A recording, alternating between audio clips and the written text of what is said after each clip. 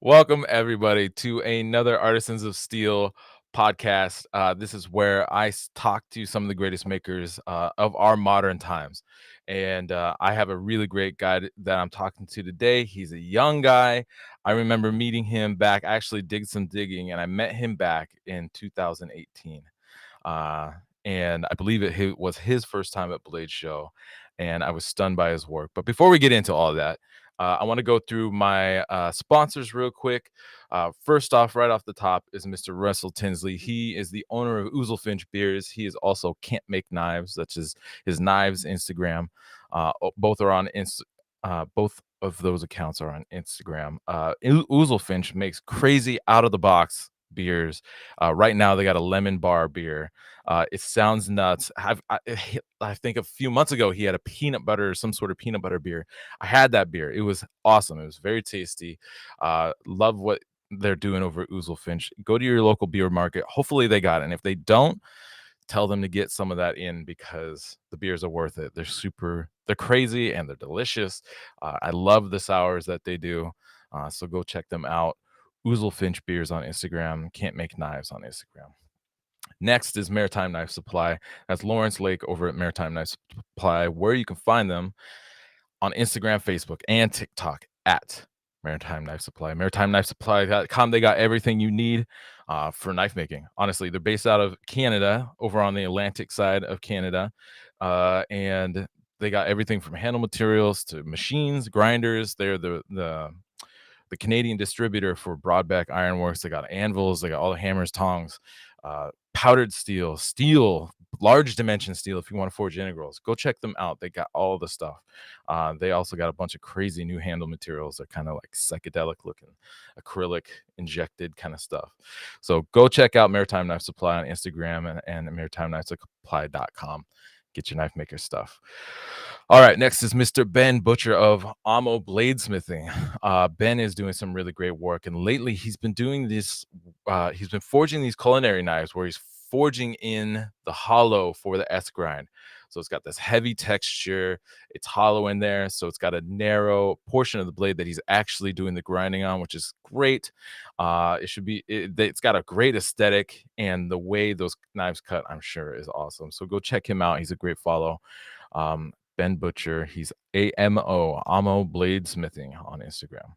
Next up is Gabe Fletcher. He is the owner of Anchorage Brewing, which you can find on Instagram at Anchorage Brewing. One of the best breweries, some of the best beers I've ever tasted in my entire life. Again, go to your local beer market. If they got it, get it, because no matter what it is that they make, it's good. It doesn't, like, nothing bad comes out of there.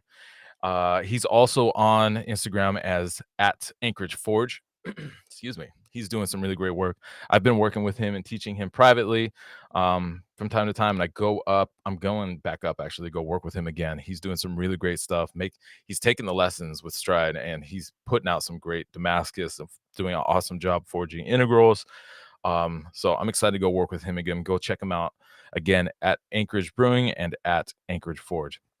Next is Tony Sasma. He's TNT Forge on Instagram. Another great guy doing really cool knife work. He makes all kinds of knives, but he's making some culinary knives right now.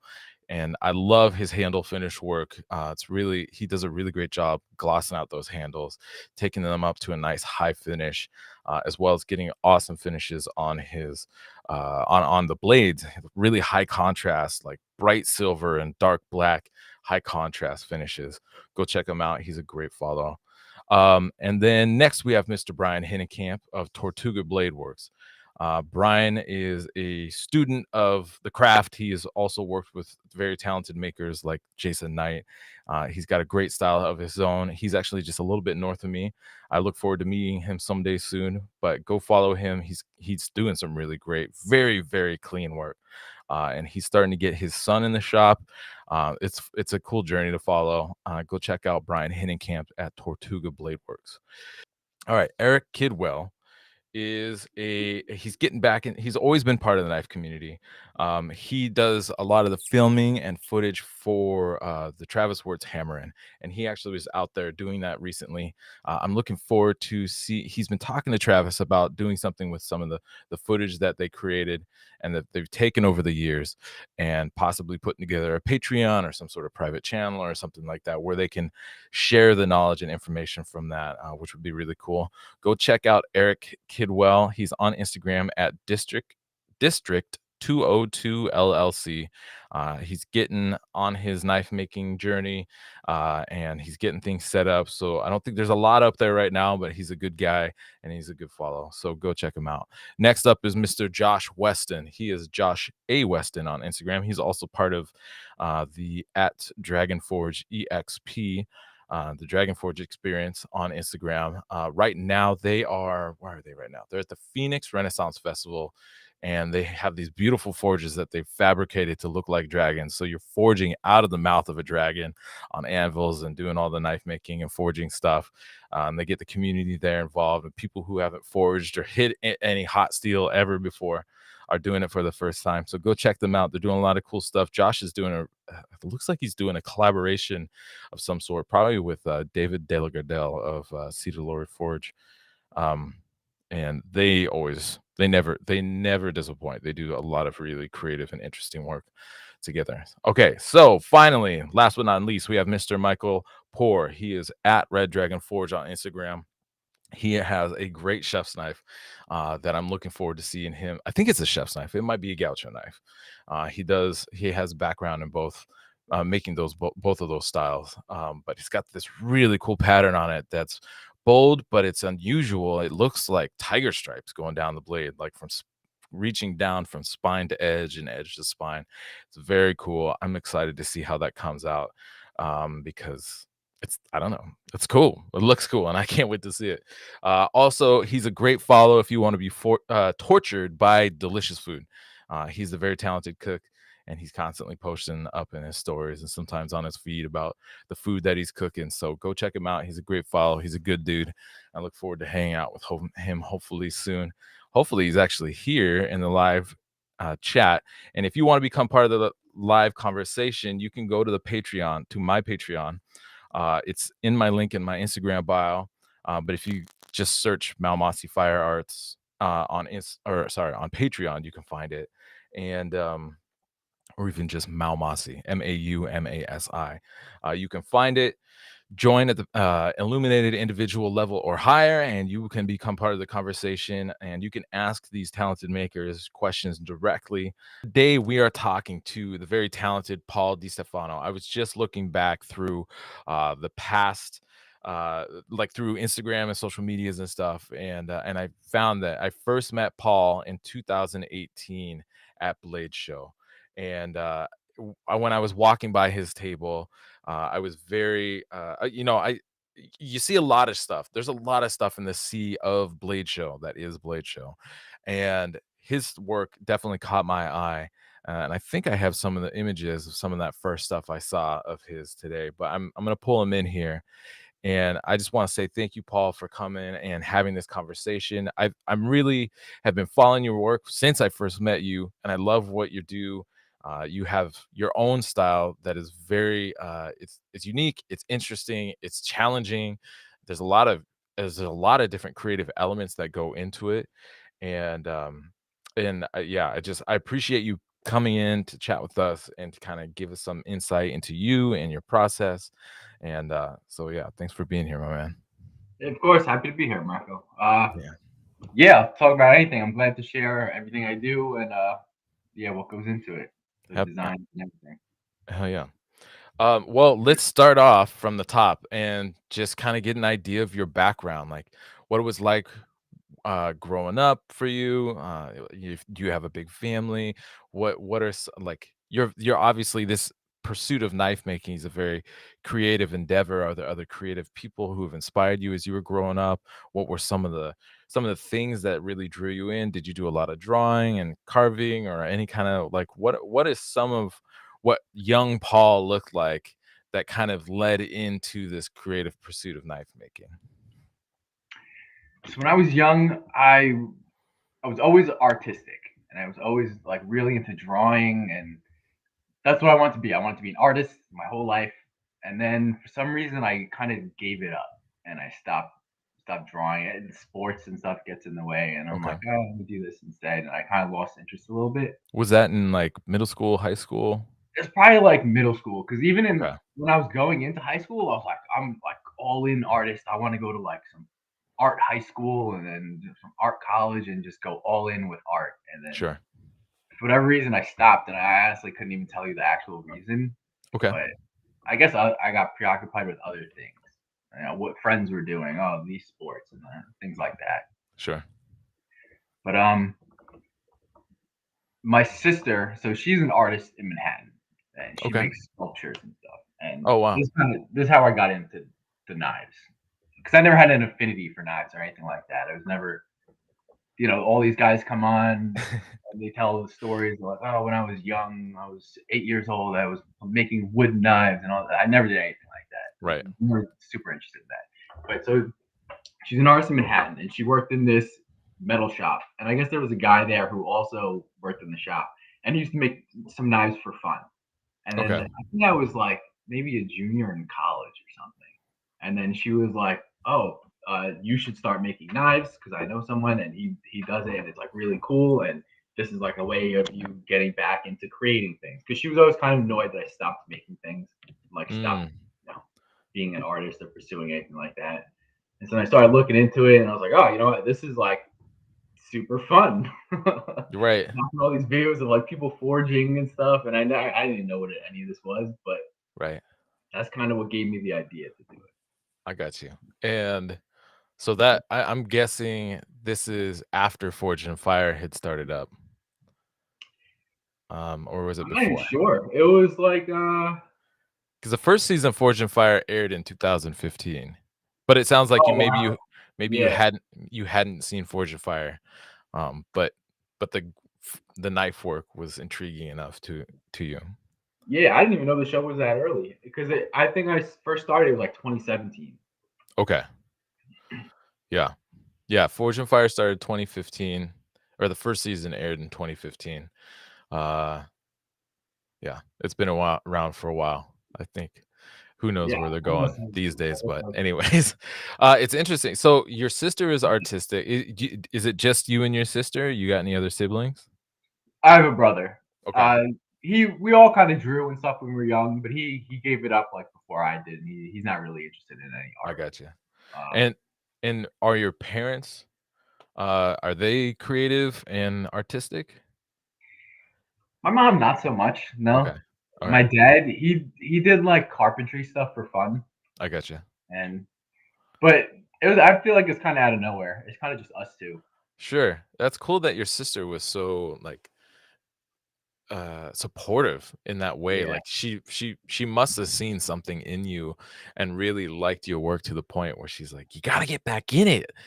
You're depriving the world of your vision and your skill." So, alright. Go ahead.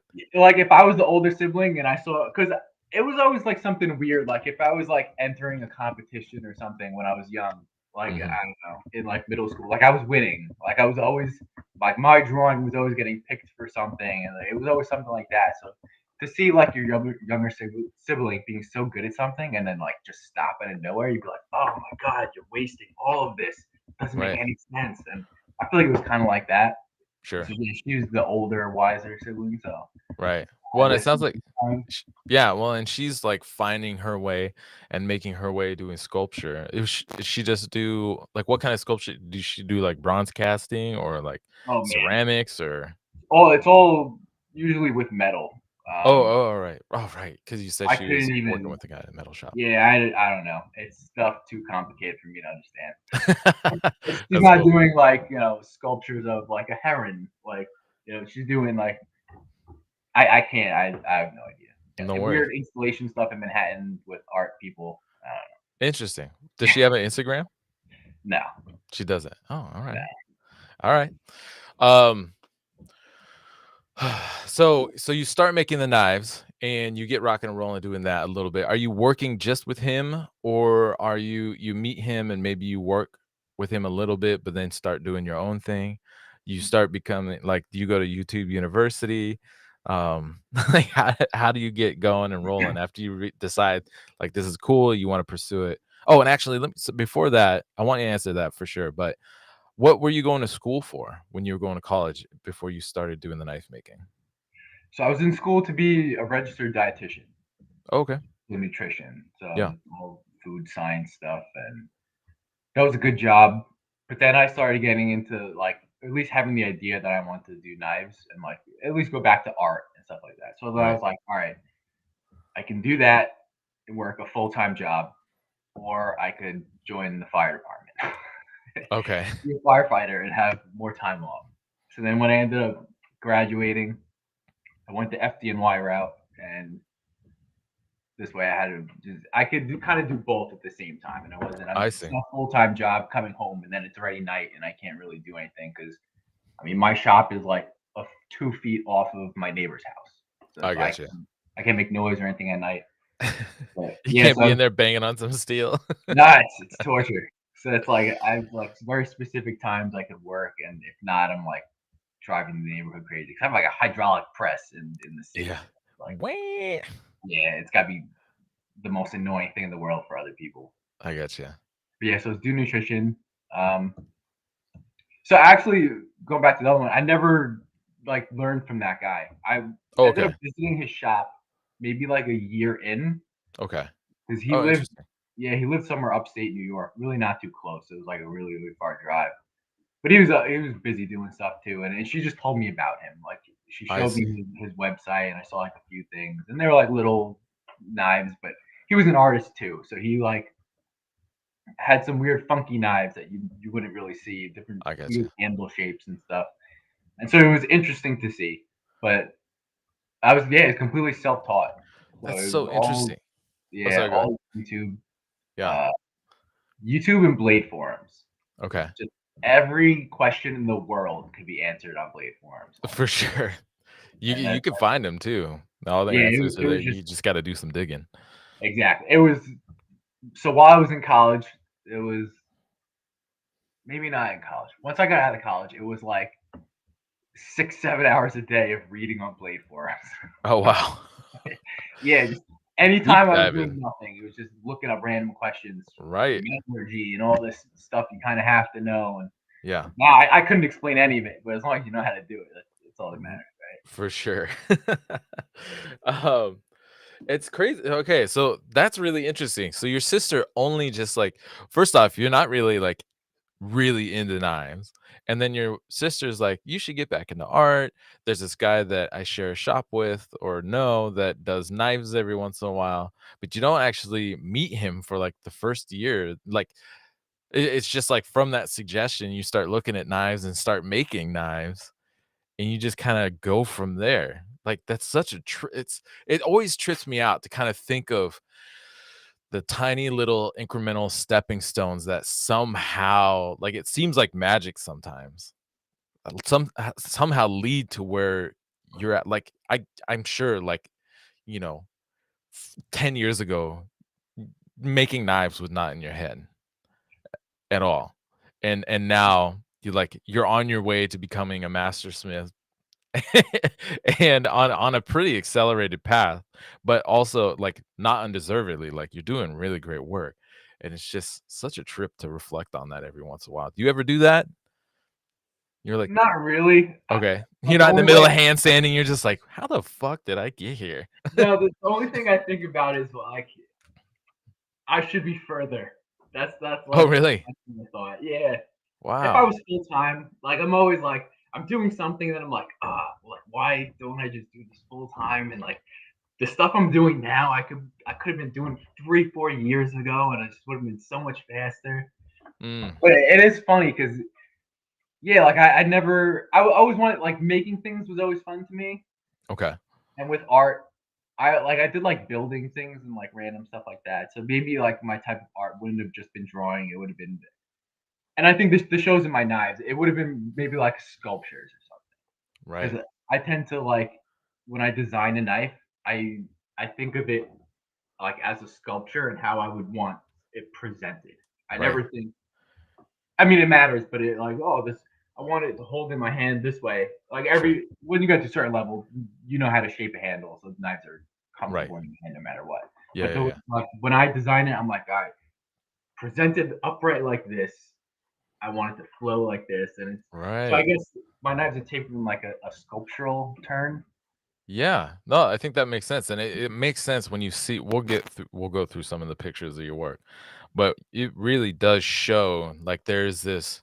And I actually, when I was kinda going through your Instagram and stealing pictures off your Instagram, and I was looking at, like, some of your whip images that you have. You do a bit of kinda planning and drawing things out and figuring out what that flow looks like and how the different elements come together, and not just how they fit together and is it a comfortable handle, but how do they flow together and how do they complement and set each other up for the next part that's adjacent to it, and how it looks like overall as an overall composition and overall piece.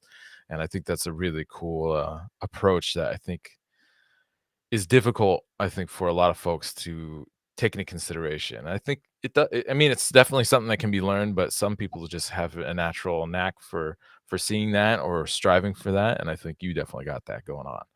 Um, Yeah, yeah, I think to me the design is like the biggest thing in a knife, and yeah, I've never been someone who could just go out, forge a knife, like make Damascus or something, and then just yeah, forge a knife, and then be like, all right, well, this is the shape I forged. I'll grind, to this profile.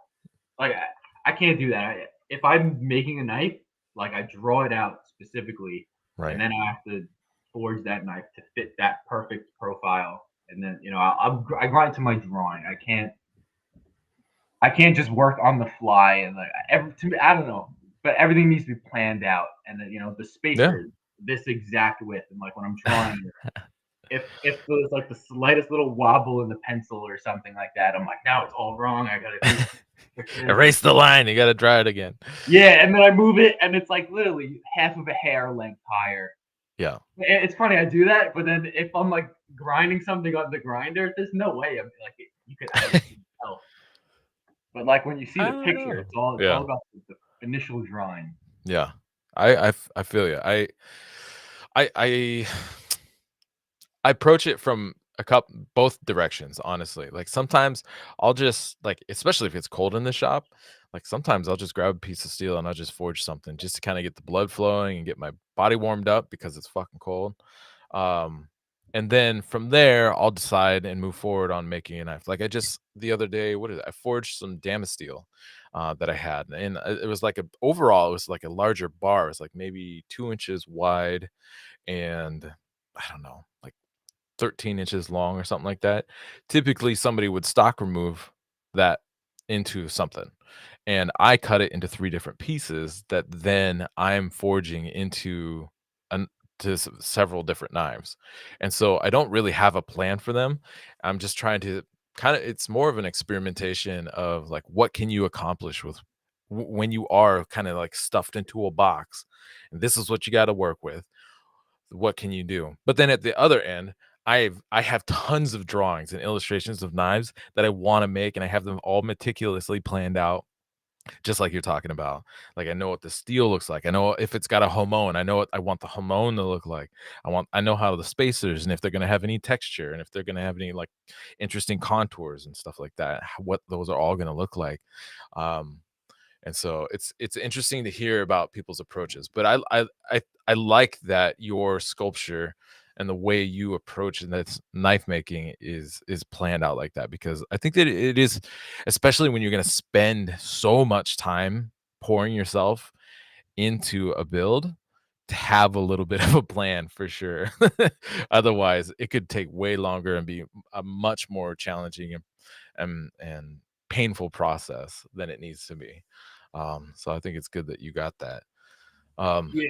I I agree. So I have always admired people who could go out and like just forge a knife and Hmm. then turn that into a knife. Yeah. But to me, because it's hard to do that, and I guess you can have a style, but it's I don't even know how to explain it. Yeah. To me, like every knife would be so different, or Like you could have an initial profile that you like to make, but then if the biggest thing, if I was to make a knife and then it doesn't turn out like something that I'm super proud of, or like I love this overall profile and the shape I forged. If it didn't turn out like that, I feel like I wasted so much time. Mhm. I think that would be the biggest thing that I unless it's something that I specifically like drew out and like I'm like hooked on this design, like I have to do this design because like it's just what I'm seeing in my head. For sure. If I didn't do that, I feel like I'd be wasting my time. I But, got you. but other people are super successful at Yeah. it. I can't do it. That's alright. You got your way and it's working, that's for sure. So, what's crazy, I just I just realized, because you just said it, is that you started in 2017. Do you remember when exactly in 2017? No, I have no idea. Okay. Because your first Blade show was in 2018, maybe only a year later, and already you were doing very intriguing work, and I'm curious, you already said you did a lot of deep diving on YouTube and through Blade forums. What were some of your early inspirations when it came to, some of the stylistic choices and things that you were doing in the work that you were doing, and maybe how does it reflect in your work? Or more maybe just in general, who were some of the standout makers who were doing work that you really admired, that you, um, yeah, maybe wanted to emulate or take some inspiration from? That's a tough question. Because there had to be somebody on YouTube and on Blade forums who really stood out to you that you really enjoyed, whose work you really Yeah, enjoyed. so there are a couple people, but I couldn't really make anything like them because so on Blade forums, well, first YouTube, Walter Sorrells and everyone Sure. watches the Nick Wheeler videos and like Yeah. that kind of teaches you the basics of how to do anything. I wasn't ever like super into those uh their styles, Yeah. and you when you learn like the Nick Wheeler videos, you kind of make one of them and figure out how to do it like that. So I've done that, Yeah. but a big one on Blade forums was Don Hanson's Bowie knives. Oh, yeah. Sure. But I couldn't make something like that because a lot of them were pretty much all ivory handle. And for whatever reason, I feel like if you shape wood into that exact shape of the ivory handle, it doesn't look good. So like No, I liked his it blade doesn't. profiles and stuff. Yeah, it's weird. It's like just having that weird oval wood. I don't know, it Yeah. looks off. So I couldn't make exactly like that type of thing. But Yeah. also I did a lot of like little Japanese things too. Mhm. I want to say Stuart Branson. Sure. Has He's a great inspiration, and actually, yeah, like an interesting style, and I I got like doing like wood and then like a wrap over the top of it to like kind of make it like semi Japanese, but with, like maybe like an upswept uh weird camp knife, but it looks like a yeah. Japanese style. It's cool that you brought up Stuart because he's in Canada, up in Vancouver. He's not far from me, and, he does do some interesting work, and I don't feel like people are very aware of what he does. This is some little, brute de forge or self-handled knives that you, I think are these are early pieces for you? Yeah, they were at the first show. They were, okay. And then, I got another one here that's probably it feels Stuart Branson inspired. Yeah, so that Yeah. was like I called it the whaling knife. The It's whaling, like it's such a cool blade shape, and that's the thing that really jumped out to me, like, you have some really cool blade shapes and line flow, and I feel like if you can accomplish that, you can it can carry you really far. Um, just having something that's interesting to follow the flow of the lines and how it moves around the overall piece. I really like it a lot. And then I got this other piece, and that this is one I remember. I think you had a Blade 18, right? yeah. And I think it might have actually been this piece that jumped out at me, and I was like, "Holy shit! Look at that thing!" It is so cool, and it's for those who are only listening. It is I think it's 13-inch blade, Yeah. and it's got this like I don't know, it's almost like a primal kind of rough, like almost like it was pulled out of the ground kind of quality to the overall aesthetic, but it's got this beautiful carving down in the pommel that's difficult to see in this image here. But if you go to his Paul's Instagram or to his website, you can see better images of this piece. It's got this crazy hamon going down the blade, and it's got a wrap, but I can't tell if it's an actual wrap or if it's carved. It was Wang. I don't know how to say it. Wenge wood. Okay, wenge. I think Wenge. Okay, it was yeah, that I just carved to look like Ito. it's fucking sick. It's such a cool piece. I love this piece a lot. And then actually, I hit it with a wire wheel so that it would like all Oh, the soft parts would kind of chunk out to make yeah. it look older and textured and like weathered. And is that something that you just, like, figured out yourself, or is that something that somebody talked about somewhere or you'd seen I think somewhere it was before? a blade forms thing.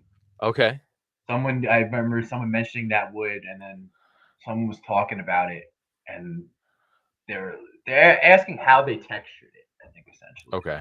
I picked up that little trick from that. I thought it was That cool. is that is a good move. I've accidentally done that on stuff, and I'm like, "Oh, that's kinda nice looking."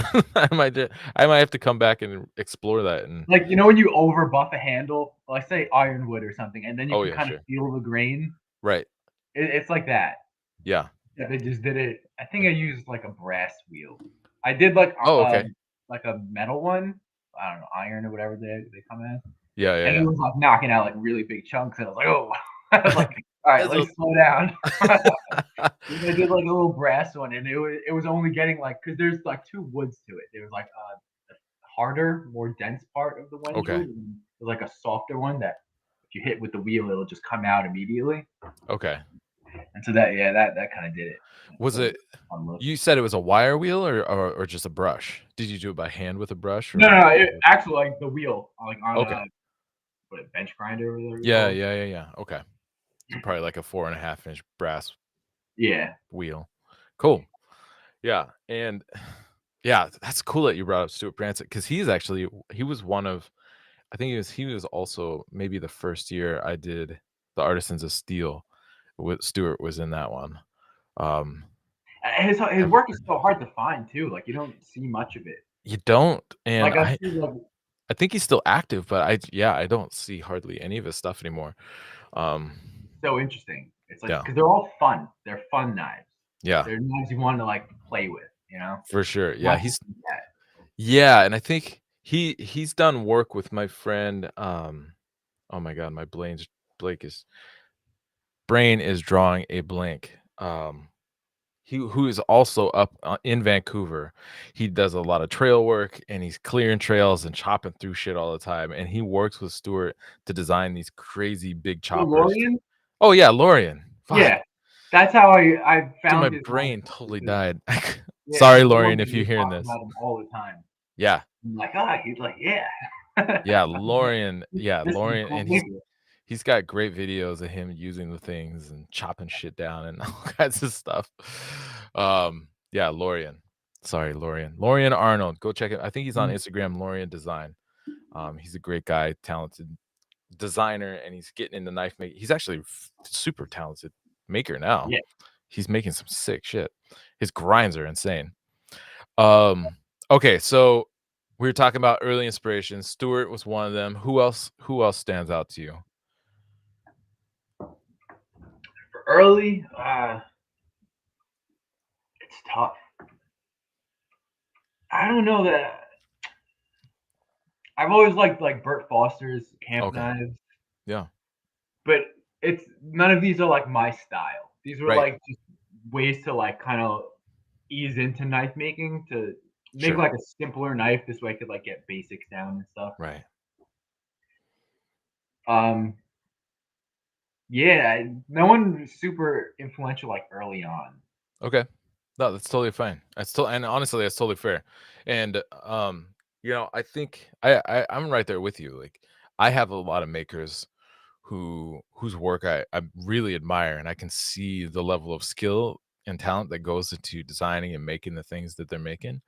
I have no interest in making them myself, but I can appreciate the level of skill and work that goes into what they're doing, Yeah, right? that's it exactly. It's I like these knives and they're really done. You know, they're Yeah. super technical and like to your eye they look flawless and everything, right? But Yeah. it's not my style, right? Yeah. So it's not something that like I want to spend time making. Because also it's you just become not that you're a copycat, but you like Sure. what's the point of making something that someone else made? Yeah. Well, and I was just gonna say that actually. It's good to have all these inspirations and maybe or people's work that you look to and appreciate, but I think it's great to take inspiration and maybe see how you can put a twist on something that they have done or are doing and make it your own or incorporate it into your own particular style. Like I would love to learn how to make folders. I'd love how to do like daggers and all these like other crazy style of knives that I never make.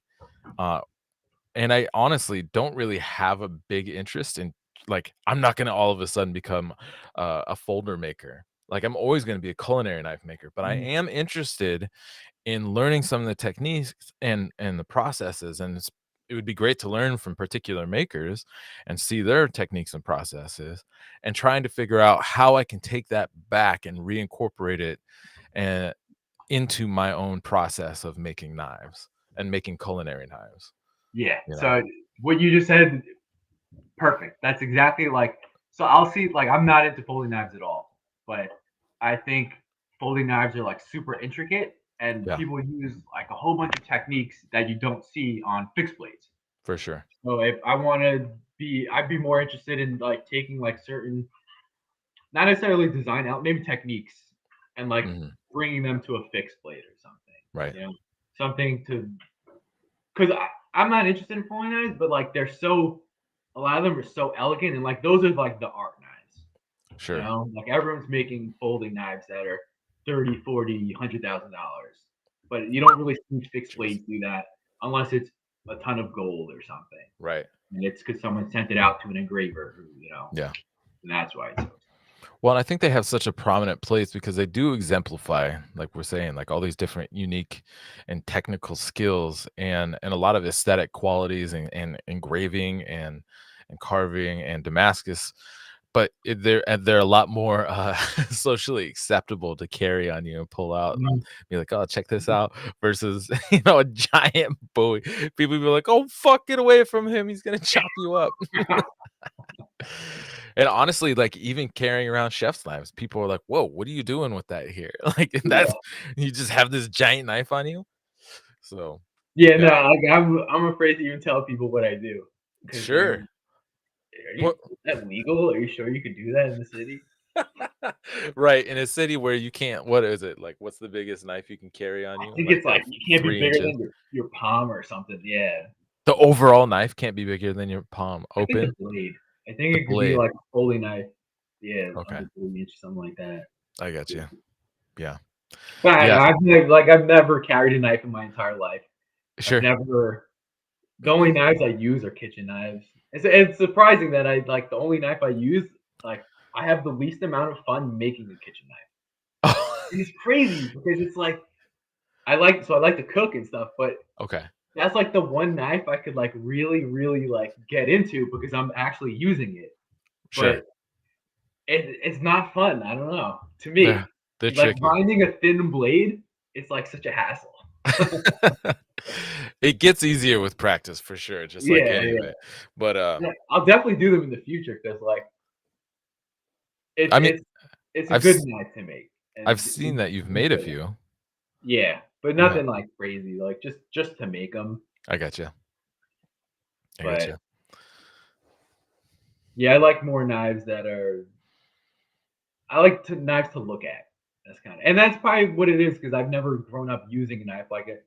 Yeah, I go to shows and Mm, sell knives to people. right. They're like, "Do you have a sheath?" Because like I want to wear this one, and I'm like, like I don't make sheaths. But it's like I don't really make Bowie knives or daggers under 12-inch blades. Right. They're You all make like it it's mo like with the Ricasso, they're like 13 inches, and people are like, I need a sheath so I can wear this. And I'm thinking in my head, I'm like, where you the fuck are you can, taking but that? like, yeah, just put it up on your fireplace and your mantle, and just that's how you should like, enjoy it. Right, right, right. But I think that's why I kind of like the knives that I make because I'm not interested in using knives. I Mhm. to me they're more of like art decorative sculptures. I got you. It'd be yeah, actually, I just had an idea for us to do a collaboration if you're ever interested. Yeah, hell But yeah. I love your carving work, and I think that's also one of the things that really jumped out at me, when I first saw your work. Like we already established on that giant 13-inch Bowie with the Edo wrap kind of carved in there, and like it's carved. It's not. And actually, when I think I remember standing at the table. Now that I'm thinking about it, looking at it, and it dawning on me that it's carved while I was looking at it. I was like, "Holy shit! What the hell?" So you how did you get into the carving? Like, because you're very good at it, and but it sounds like it might not have necessarily been something that you did a lot of before, but you just kind of like jumped in and started doing it. And you're like, now you're doing these full handle carvings that are super elaborate, but they're beautiful and they complement the piece. But it's definitely something I feel like that makes your work stand apart because I don't feel like I see this kind of carving work on pieces, especially like the koi fish one, Mhm. which is and I got a picture of it. But yeah, tell me about the carving. So the carving came about because I'm super into like engraving, Okay. but engraving equipment is like really expensive now. To get everything, it'd be like $5,000-$6,000, and then you Yeah. have to take engraving classes because you could teach yourself, sure, Sure. but why do that and spend forever figuring out how to do it when you just take classes and teach you immediately perfect Mm, techniques. And right. so it was a way to dress up my knives without spending money on engraving equipment and gold and all that stuff. So that's Okay. kind of how the idea came about. But also, it's when I like make these kind of elaborate knives, like I don't want anything to be blank or plain. I got you. Yeah. I need it. All right, sure. You can make really nice mosaic Damascus, dress up the blade. You can do if you don't have engraving for the guard or the spacers or anything, you can kind of put facets on them and like kind of twist them Mm, different ways and have hmm. swoops and different shapes. But then it's like the handle. It's you can people you make it comfortable for your hand, but then what? There's nothing to it. It's maybe you got a nice piece of wood or ivory that has a nice color, but Right. it's like I need something else to dress it up to make it look fancier. And elegant is my favorite word. I try to make everything elegant, like every knife Sure. design, every handle. So I was like, all right, I have to carve the handle. Plus, I'm in it more for the art of it. So I'm Right. like, how would I leave this blank when there's something that I could do to it? There's a palette laying right there, and I'm just Yeah, gonna leave it. this this this perfect, beautiful, open, flat, you know, Yeah. for the most part flat. But yeah, it just became like I need to add more, and that was like one way of doing it to the handle. I love it, and the handle carving is actually something I've been wanting to experiment for years. One of who is it? Vitaly Bedrick. He's Yeah. a Russian. You're familiar with his work? Mhm. Yeah, Vitaly does some. I've seen his stuff. And, I watch all his videos, try to get like a trick every now and then, but Yeah, he does some they hide great. everything. He does such a good job, and it's his work is a lot more, a lot of flowing lines, but the way Mhm. they work together, I fucking love it, and it Yeah. has this very natural and smooth and gentle look, but it's very complex, and I'm looking like, for a while, I was just saving images of all the different carvings and different angles that he would shoot stuff from and be like and try to basically, like, stare at it and try to puzzle backwards. The exact How same the thing. hell did he do that? And, and so it's especially since I first started seeing his work, I was like, "Oh, man, yeah, I would love to try to incorporate some of that kinda, like, carving into my chef's knife handles." Just again, because it is, like, the handle is a blank palette just laying there waiting to be carved if you have the ability to do it or the means to do it. And, I think it's a great opportunity, and I love what you do with your handles, and I got a few handles. I'm gonna pull in some close-ups here. This is the koi fish. Oh, this is more of, the front part of the handle. But I remember, I think you and I actually did a live stream a while back when you were still building this Yeah, knife. yeah. So tell me what was the kind of the inspiration or the design thought process for creating this piece? And what kind of like were you trying to tell a story with the design or tell me about it. Yeah, this one, it's been a while. Like my mind doesn't work like it used to, but so Sure. I forgot a little bit of the story. But this Yeah. was the idea of this was like the story of the koi fish, where it traveled for hundreds of years up a river in China. I think it was the Yellow River in China. Okay. I might be making that up, but it traveled for or they would a bunch of koi fish would travel up the river, and then they would get to like this waterfall, and they couldn't go up to the Mm. top. And after like 100 years, this one koi fish made it to the top, and then it was rewarded by the gods and turned into like a golden dragon. Oh So wow. that was the kind of story behind this one. But Right. it's I put a bunch of different Asian elements into it, like the Chinese koi fish story, and then Hmm. like the little Japanese arch, and then part of the gold on the guard was like a Korean kumbu gold technique to like fuse gold onto steel. Yeah. I see. But yeah, that was the idea behind that. It was just Right. the koi fish traveling up the river and then turning into the gold dragon. Sick. Yeah, I love it.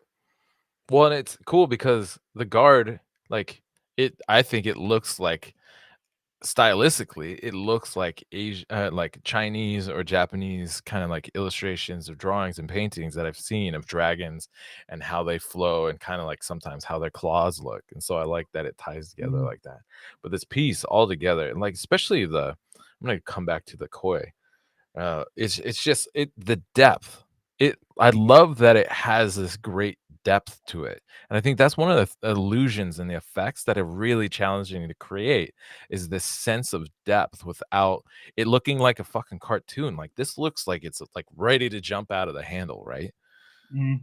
Yeah, I mean, it's just and so when you started doing the engraving, like, were you just shooting from your hip, or did you find some resources online? Or sorry, not the engraving, but the carving. Find any resources and stuff you'd seen already that was inspirational, or did you just like fucking get a Dremel or a Fordham and just fucking go after it, or like what was your move? So I saw on Instagram that guy you mentioned. He had like a it was like a rotary tool, but it was like very very fine, and I think they're like Right. just dental tools. Yeah. So I got some like dental rotary thing with little burrs and stuff. Yeah. But it wasn't I didn't really do research on techniques or anything. I'm not really interested in that anymore. I feel like I've read enough. So I Sure. kind of everything I do I just try, you Yeah. know. So I just got a bunch of like little gravers like off knifemaking.com, like little I get you. engraving tips and stuff like that. Right. And I use those to scrape. I do a lot of the heavy stuff with like the little Dremel thing. I gotcha. And So, and can you describe for people who aren't familiar with scraping, like you literally are scraping, but you got to be careful with how you're doing it, right? So you're not like chipping out the wood and shit, right? yeah, so I don't even like worry about grain or anything because when you scrape it, you can kind of just you basically are essentially just putting the blade onto the wood and shaving, kind of like just scraping against it. You're taking off very very small amounts at a I time. see. So they're light You don't, passes. You're yeah, not you really don't like you're not like a gouge chisel. into it and then yeah, chip out a giant chunk I because get you. it'll destroy your carving and anything you're going for. One little mistake and then And when it comes to the scrapers, do you have a few different shapes that you work with, or do you typically have like one main shape that you use for your scraping? I really only use like maybe like three, and they're Okay, like just square. I So got you. one is like a narrower square chisel shape. One Okay, is a wider one, and then one is like almost like a knife, where like it's a like very curved. very sharp. It's very thin, Okay. and then yeah, pretty much it. Have you ever thought of teaching a class on how on like hand like engraving or just carving like this? No, but I think eventually I'll end up teaching stuff.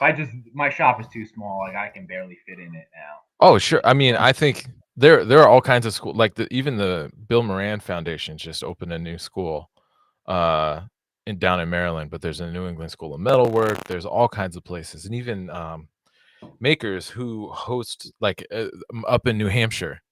My buddy Zach, he hosts teachers to come and teach out of his shop, out of his facility.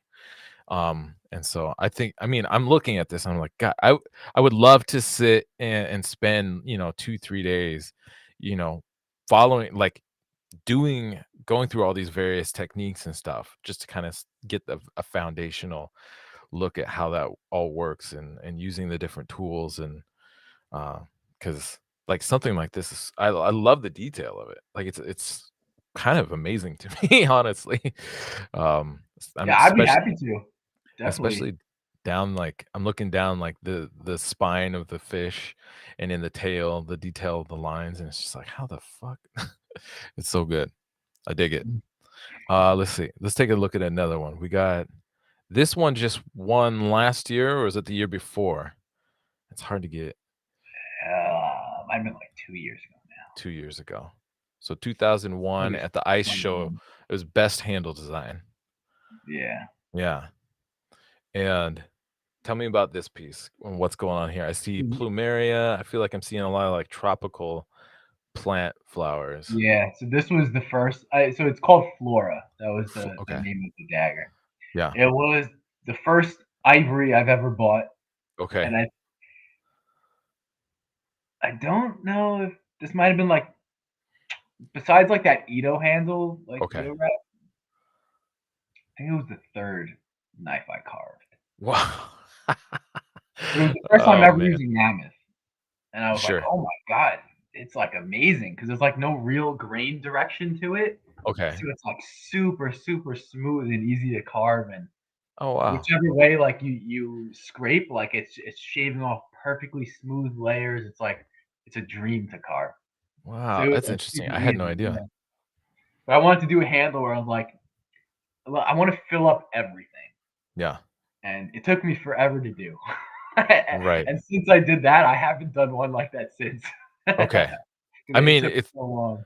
it's fucking sick. And honestly, when I'm looking at this, it reminds me of lost wax casting that people do.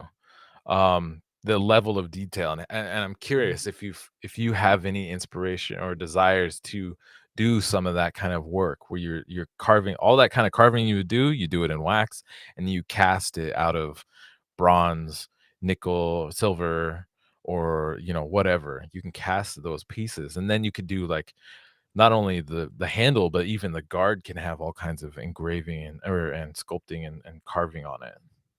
You know, it's funny you mention that because I thought about it for a while, Okay. but for some reason I have in my head that it's cheating, and it's like it doesn't make sense, like, to think that way because, like, with, like, Anders Hagström, Sure. like, he casts all his guards and stuff, right? Sure. You Yeah. know about that? Yeah. Alright, I wasn't sure, Oh, but, I don't know for sure, but I can tell I I feel I like can I've tell seen it. some of them are. Yeah, Yeah, and I'm like, he does it on, like, guards, and they're not super, super, like, complicated too, I but see. then, like, I'm thinking, I'm like, "Ah, I feel like it's cheating." Like, I should just make it out of metal and then, like, shape it on the grinder with files, but it's you definitely can't get something as wild as you could if you were to carve wax and then cast to it. Yeah, well, and I'm looking at this sculpture or this handle, and I love the activity in the handle, and I think I honestly, I love the guard too. The guard and the pommel complement it nicely, and maybe not even the whole thing being as intricately carved like that, but just, like, even a couple like, maybe a couple spots. Like, you Mhm. did some of the gold overlay, right? Um, but if some of that was, I mean, I guess you did the gold, so I guess it's fine. You already got the one flower the gold flower on there. Yeah. But, I don't know, You it's know just I what turns could me off see you to it doing though? some fucking insane guards or even pommels. Yeah.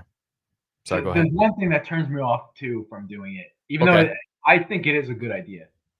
Someone told me at a show, when, like, I'm selling these knives, someone who bought them too, and he's like, "Collectors don't want any of this brass or, you know, uh, Mhm. bronze is, like, more acceptable, but they're like, if there's yellow on it, they want it to be gold. If Right. there's It's either a steel that's polished nicely, black, or gold. I got you. So I was like, then if I was to cast something, it couldn't be anything that they would want. But then again, I mean, every collector's different. Yeah, well, there's That also just stuck with me. right, yeah, and I've heard that too, and what's funny is it doesn't really compute to me because brass is actually one of the more expensive, obviously, until you get into, like, the precious metals like silver and gold. Brass is one of the more, expensive non-ferrous metals that you can get to do stuff with, and I think it's because brass is in high demand, and so it is kind of expensive, but I think the reason it's poo-pooed on, and honestly, brass isn't necessarily my favorite either. But the reason that it's poo-pooed on is because it's just been like used in knife making for such a long time that it's seen as like this. It's an old school thing. Like it's just old shit that people used to do for all that time ago because that's honestly like that's what was available. Yeah, and that was like Um, the nicest thing that they could right, get. Also, they mentioned how like things tarnish, and for they're like sure, they don't want anything that could even remotely tarnish over sure. time. I will say so to go back to the potential of even like I'm just I keep thinking of this piece. Um, like even I mean, I love what you did with what's the silver element between as one of the spaces just below the guard and just below the Mm, pommel? just stainless steel, It's stainless. and yeah, just filed. Yeah. And I like that look. But even just like small accents and details like that could be carved in wax and cast. And if you did it in well, I guess even if you did it in stainless, like you could plate that. And plating is something I know some of the best makers that I know use plating as part of their process to add that gold accent to some of the smaller detail things, um, which is interesting. Could be interesting. Yeah.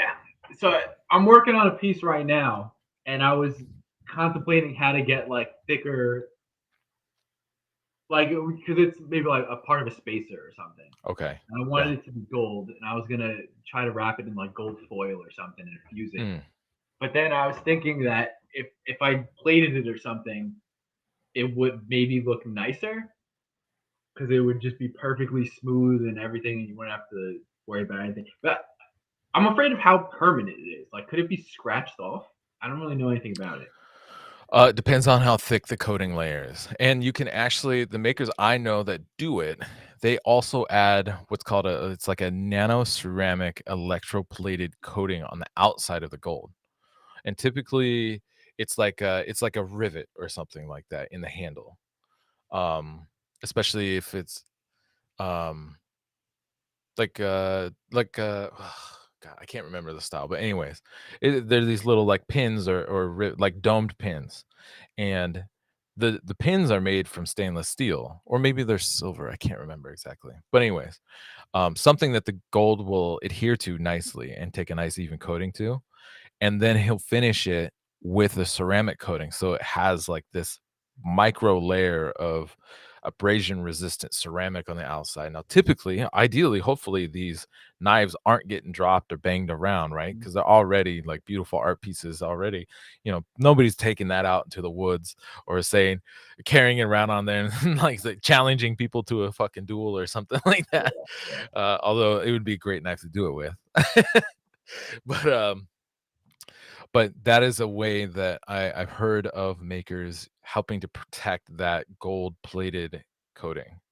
And afterward, I can connect you, get you some names of some people that are doing that are that it that are doing that can talk to you maybe more in detail because they actually do it. Okay.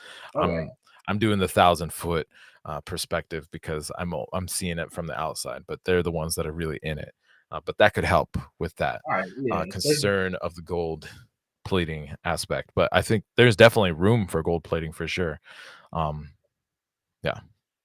All right. It's interesting because I like the look of it, but I also heard someone say they don't like a lot of like, not that it's fake gold, but they don't like a lot of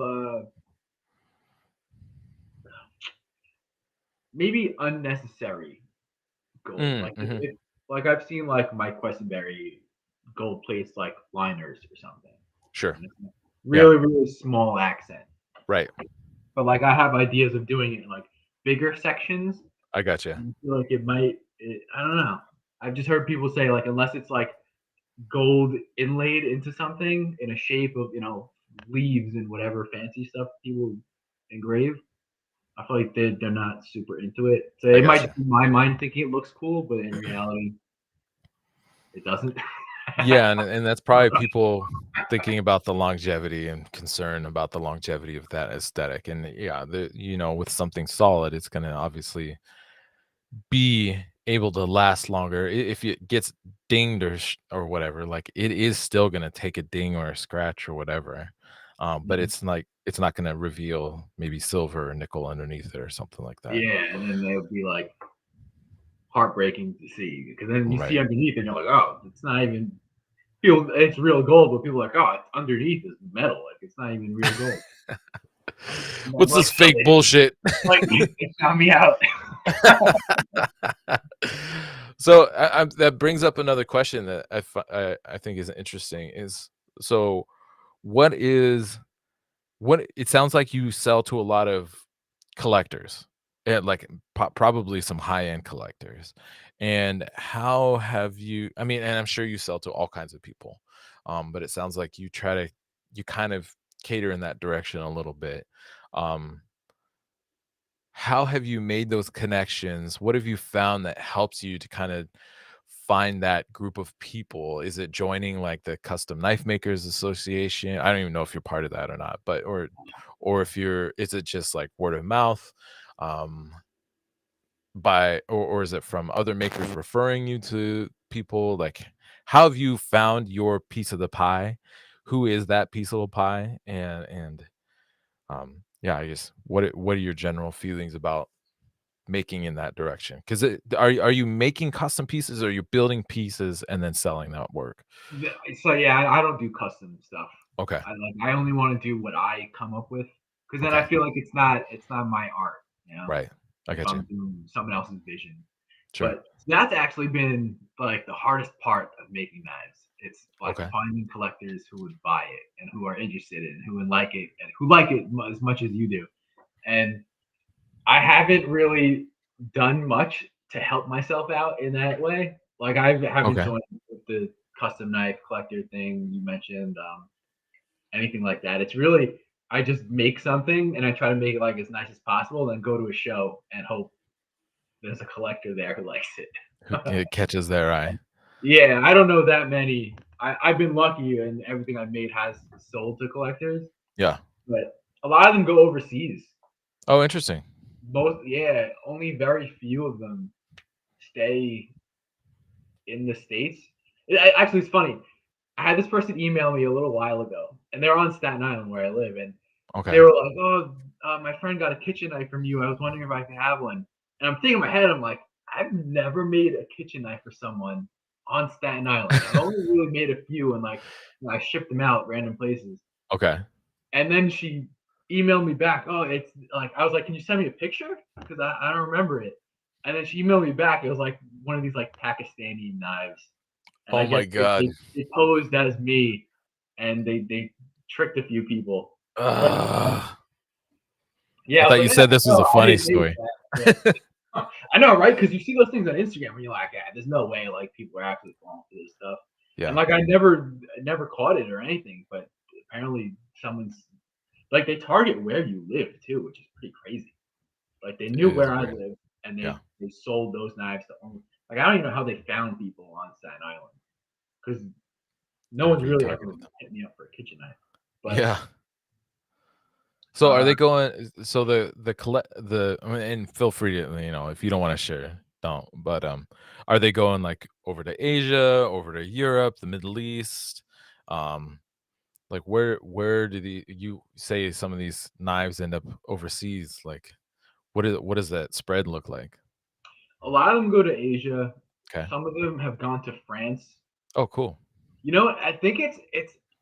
I feel like cultures that enjoy art more are the Mm, ones who end up collecting like at least my knives, but maybe like I don't know if I could say higher end knives in general. I don't know if that's where they all end up, Yeah, but at least like the shows, like there's a few collectors like in the 50 states that have like bought my knives and they have them in their collections. sure. But I feel like generally people who want my stuff are like more interested in like collecting art Yeah, because they have no problem spending money. Like it's not like everyone here has been like, oh, I want to wear this and carry it, but everyone across whatever is like, oh, I know this person who has this amazing collection and he has this whole gallery set up and like he shows them and they're like, oh, I want like one of your pieces.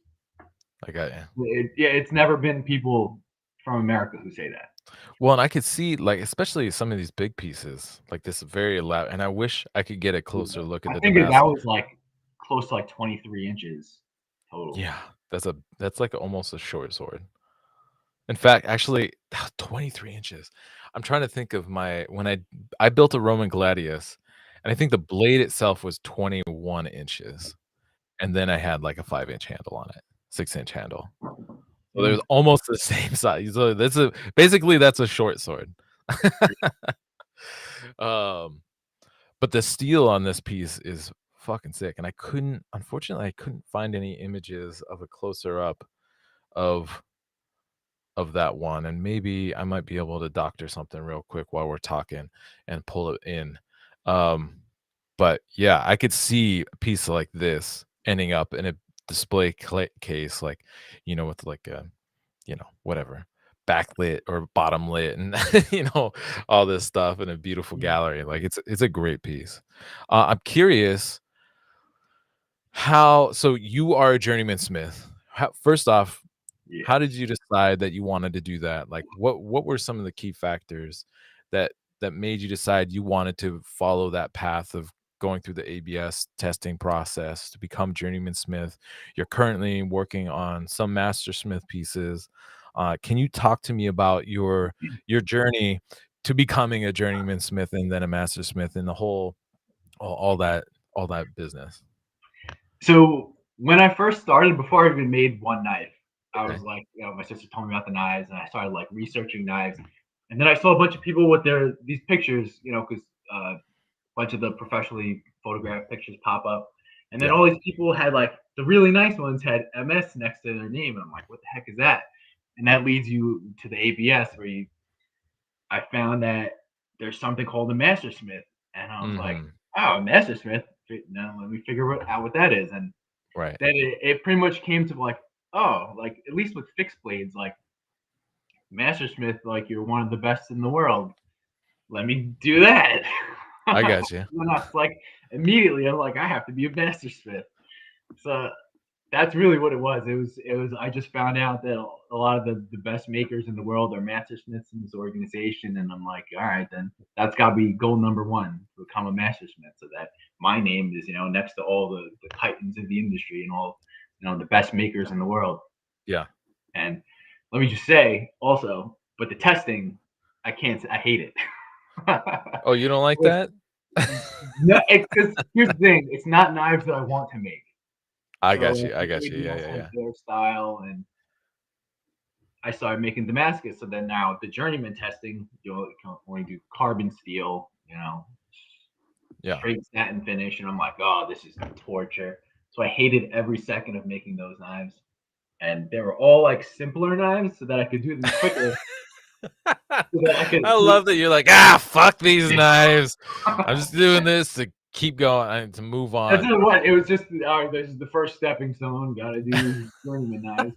So I literally made like plain handle hunting knives, like as simple as I could possibly think of, just so that they would be quicker, so that I could get it over with. I I got never you. even got like professional photos of my journeyman set because Oh, shit. was just so uninterested in them. It's just nothing I wanted to make even Right. remotely. So I got those out of the way, and now that I'm making knives for hopefully Blade Show to do the Master Smith testing, and even some of them I'm like, let me just. At first I was like, all right, I'll do all daggers, make like the coolest set ever, and then Yeah. I started making stuff, and I'm like, but this is like, it's still not fun because so you want a knife that'll pass the test, but Right. then you also want to make it nice.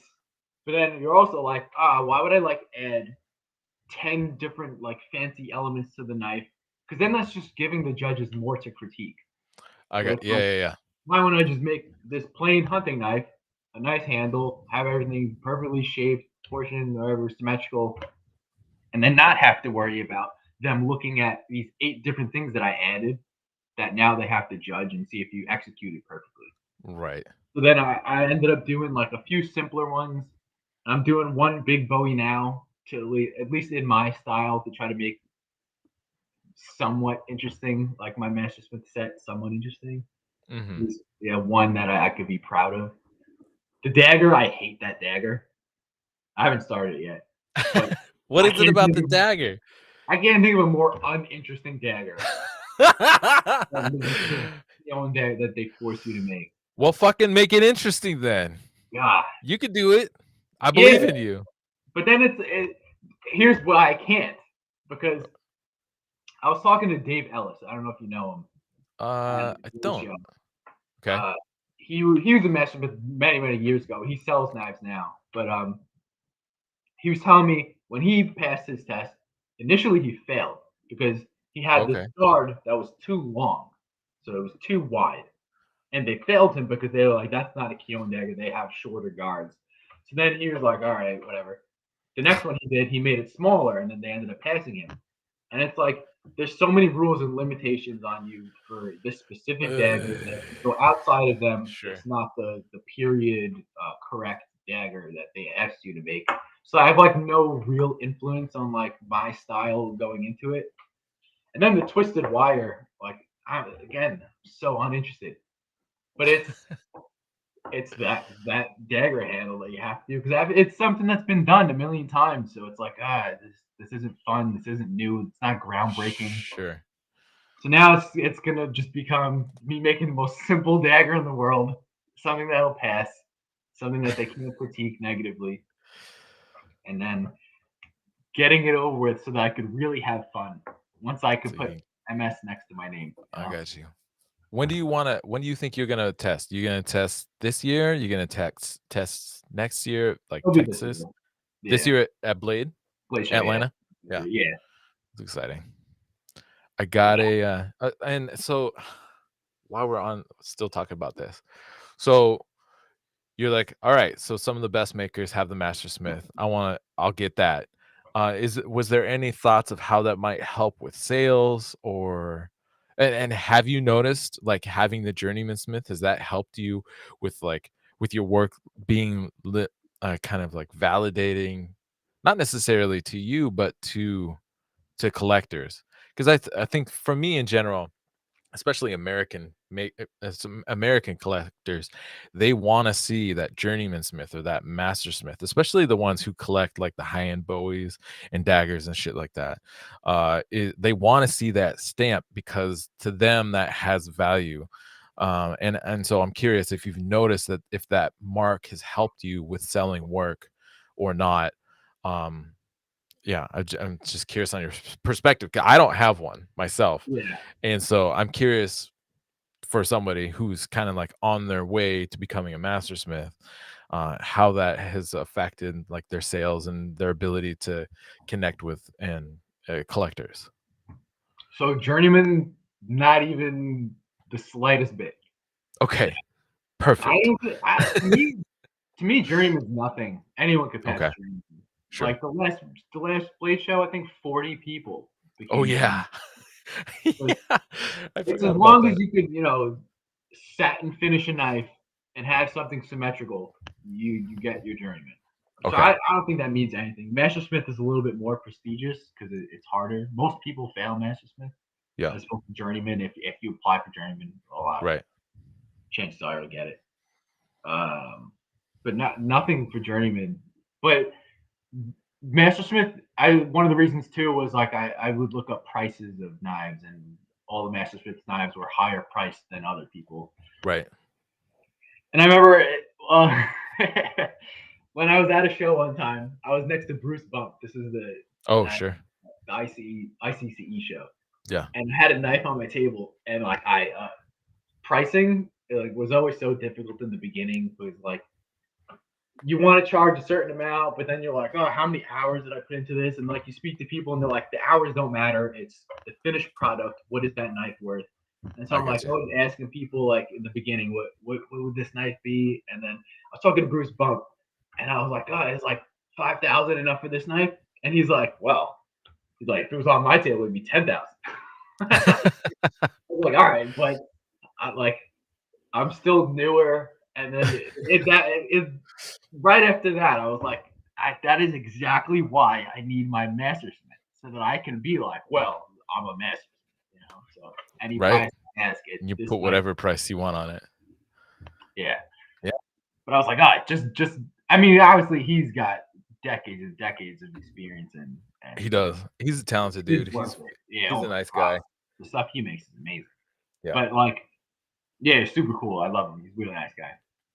But I was like, that's exactly why I need the mastersmith so that like there's like an undeniable truth to like what is a good and nice knife.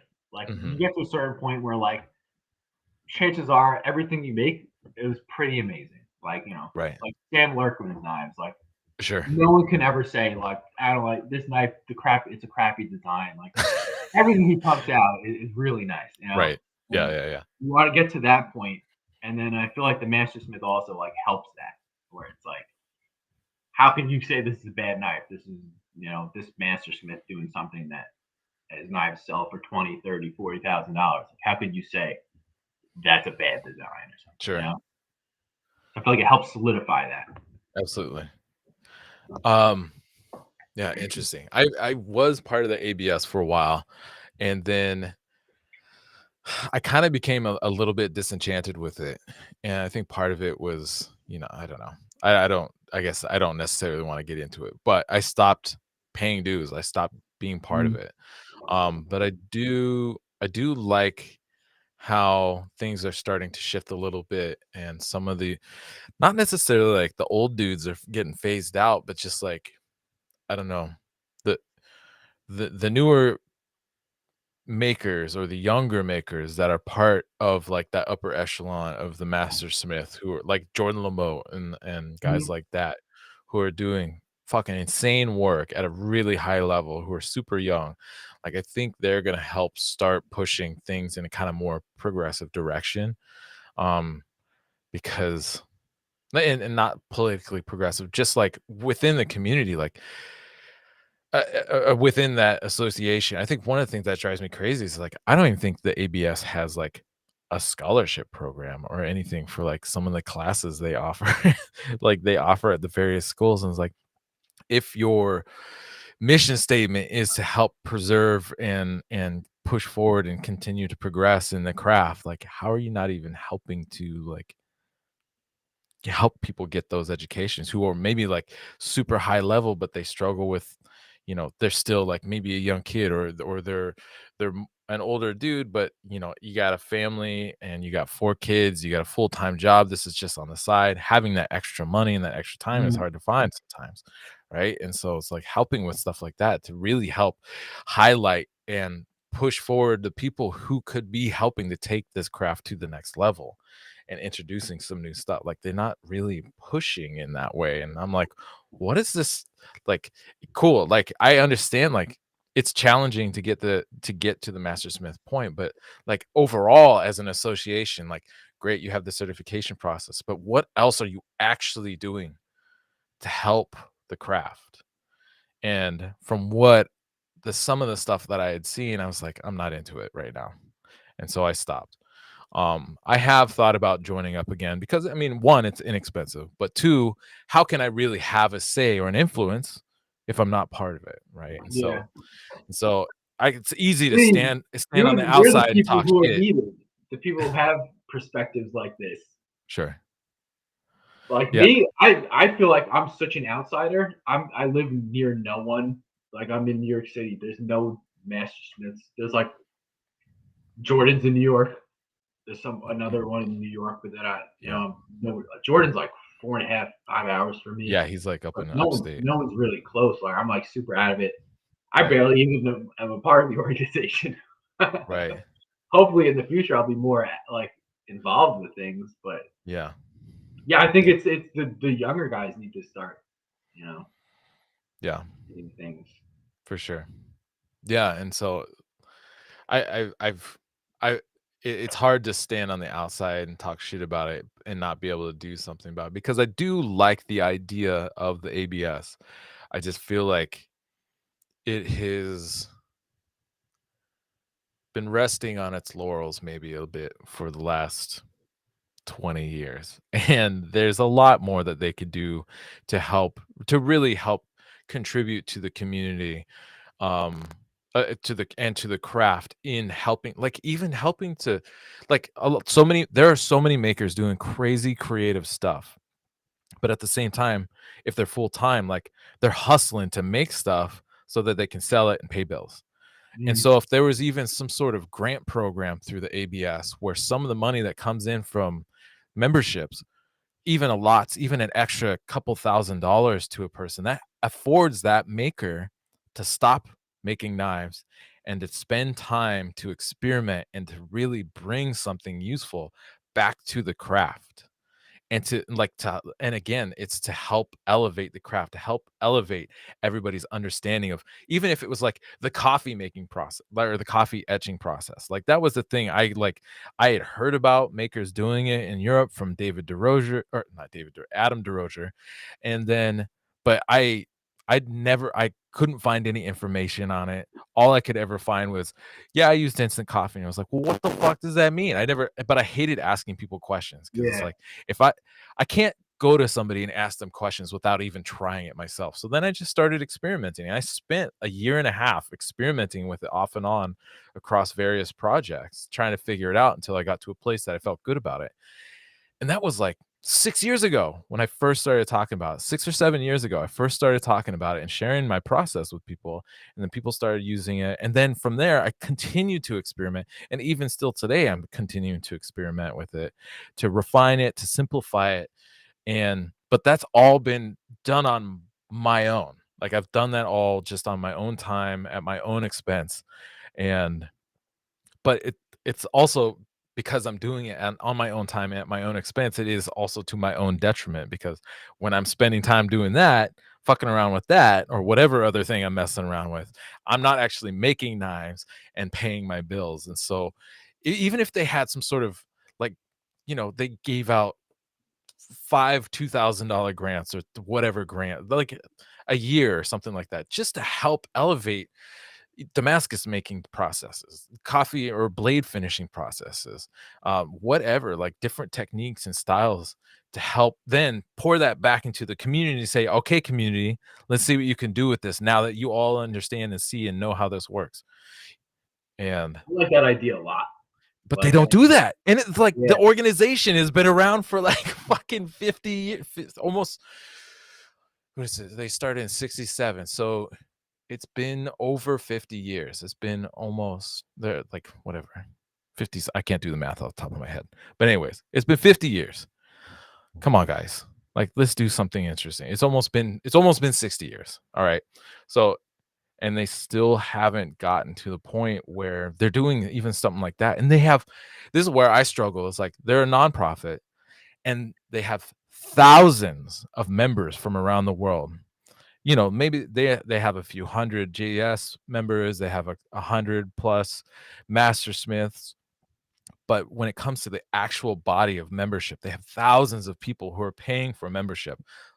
They have to be able to find a way for some of that money to be able to go back out into the community to help support people who are doing very interesting and leading edge stuff, like, not to be punny, but some cutting edge work that are really pushing the boundaries of what we understand in design and techniques and knife making, to then bring back to the community and help lift everybody up. And they're not doing it. Or and like along with the scholarships thing, like they're not doing scholarships. They have ABS certified courses all over the place, but they don't offer any scholarships to any, not that I'm aware of, and not that I've ever been able to find. Because there've been people teaching stuff that I'd be like, "Oh, man, I'd love to learn that." But, funds are tight right now. Like, what kind of scholarships do they have? Like, I don't see anything. And if they do, like, they don't talk about it, and which should be a thing that they should spend more time, because I guarantee people from the membership would happily throw in money into a pot, even if it was $10 per Journeyman Smith and Master Smith. 10 extra dollars, that would add up to so much money to be able to throw into a scholarship fund for people. Like, even something small like that, it would make a huge difference, and it's not happening. But again, I can only talk shit if I'm on the outside. But if I'm on the inside, I'm part of the membership, then I can try to help advocate and make more of a difference. And so that's part of the reason, like, I've been thinking about getting back in and joining the ABS, because this craft has really helped me find myself and feel like I have a path and I have a purpose in what I'm doing in the world, and I'm contributing in a meaningful way, whether it's just simply like making something that inspires somebody else, or if I'm actually teaching somebody something, like it's helping people, right? And I feel like I want to do more of that, but I can only do so much. And being part of an organization like that, like, I think there's opportunity, like, even like so much of their focus is on Bowie knives and hunting knives, right? But there's tons of knives in the world. Like, the culinary knives is probably, honestly, like, culinary knives are the most used knife in the world, but they don't even have like a culinary branch of the ABS. So, like, let's figure Yeah, that out. it's Stuff like that. the same people in the same group are like the head of everything. So it's Yeah. their style or anything. Yeah, But it's I never hear about anything too. So like sure. even if let's say like they were to come up with like that idea of the coffee etching and like just expanding ABS knowledge, and it's Mhm. like how do you even find out what they figured out? Right. Like the only thing I'm aware of are like classes for beginners Sure. and things like that. I'm not super involved with it, but like to me, there's not the best communal knowledge. Right. Like if they have like all these amazing techniques people figured out, and this is the best way of doing something, like everyone in the ABS should know about it and how to Sure. do it. I feel like It should be like a standard base of knowledge that everybody's kind of working that's what from. I'm saying. Yeah, like Yeah. I've asked. Most people are pretty nice. I This is why I don't ask questions either. I've asked a couple people questions one time, and they were like, "Well, you gotta take a class with me to learn that." I'm like, forget it then. Like, never mind. Because Sure. I'm gonna pay you thousands of dollars for something you could say in 5 minutes. Like Right. that half, like the everyone in the ABS is doing, but it's just I don't know because I'm new to it. Right. I don't know. I thought it was crazy. It's like, what's the point? Mhm. We're all sharing knowledge, just preserve the craft of. But oh no, that's if you pay me. I don't Right. Yeah. know. Yeah. I think that was weird, but I won't ask people questions anymore because it's either I figure something out on my own or because I don't know. You need more knife making friends. Well, if you ever got any questions that I might be able to help you with, don't ever hesitate to reach out and ask me. Yeah, I appreciate that. Um, okay. So you're working on your Master Smith, are you doing the firefighting? I can't remember if you said that you are actively firefighting, or if you're making knives full time right now. No, so knives I'm part time. Yeah, Okay. I'm a firefighter right now, and hopefully in the future I could be full time knife making. Yeah, That's what I want. for sure. New York City is expensive. New York City is Having to expensive. rely on selling knives every week is not the best idea. Until I'm more popular and like have steady collectors always wanting stuff.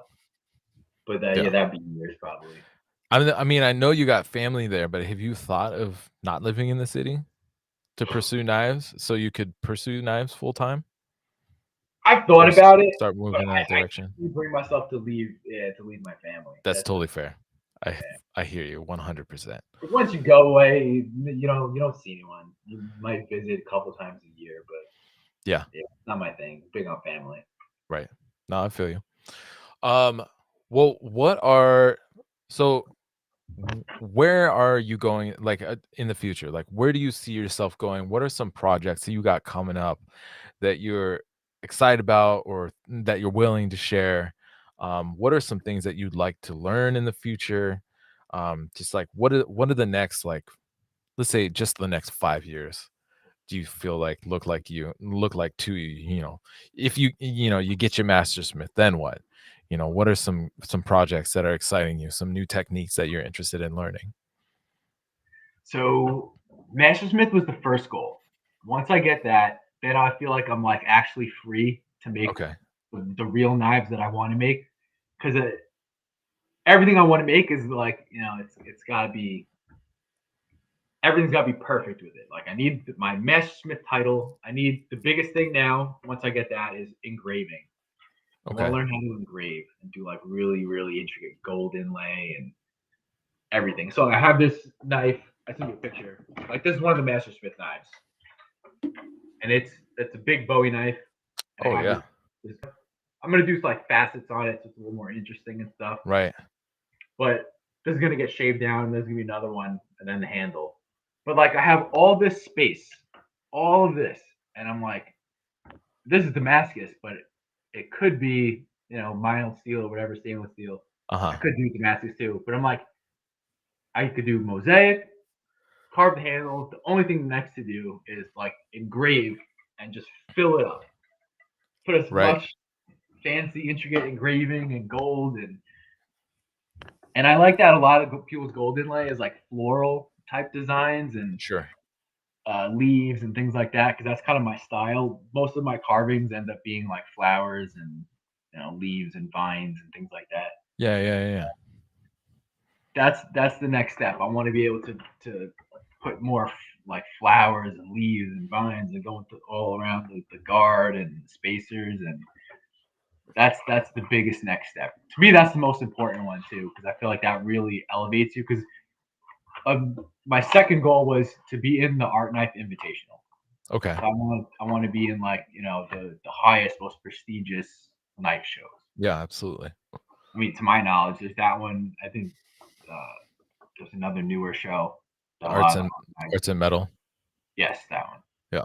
that a lot of the guys moved over to. So Yeah. those two, but things you have to get invited to, because of Right, the right, right. prestigious ones.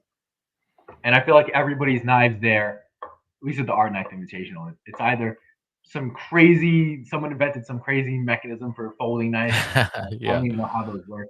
I'm not Right. into folding knives at all. Or they have a whole bunch of engraving. Sure.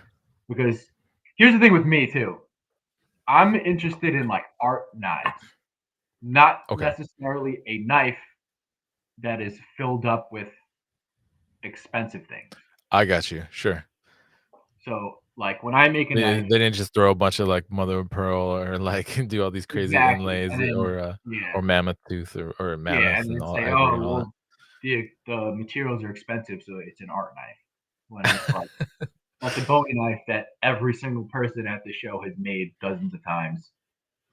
It's just I don't know. So That's I like yeah, I think that with folding knives too, and sure. a lot of folding knives they're not art. It's just someone made a knife and then they sent it out to get $20,000 of engraving, and then Yeah, it came back and now they're presenting it as an art for sure. knife. It's like I guess it is. I don't know. In my eyes, no. Right.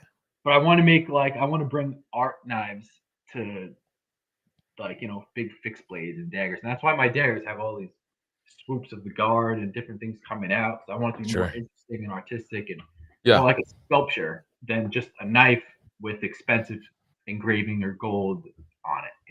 Yeah, and I think that's a good thing to try to define because I think you're right. A lot of people just throw a bunch of expensive shit on it and then say it's an art knife when really, like, is it is it actually an art knife? Is it very artistic, or did you just throw a I'll bunch never of say it to expensive shit on people's faces, it?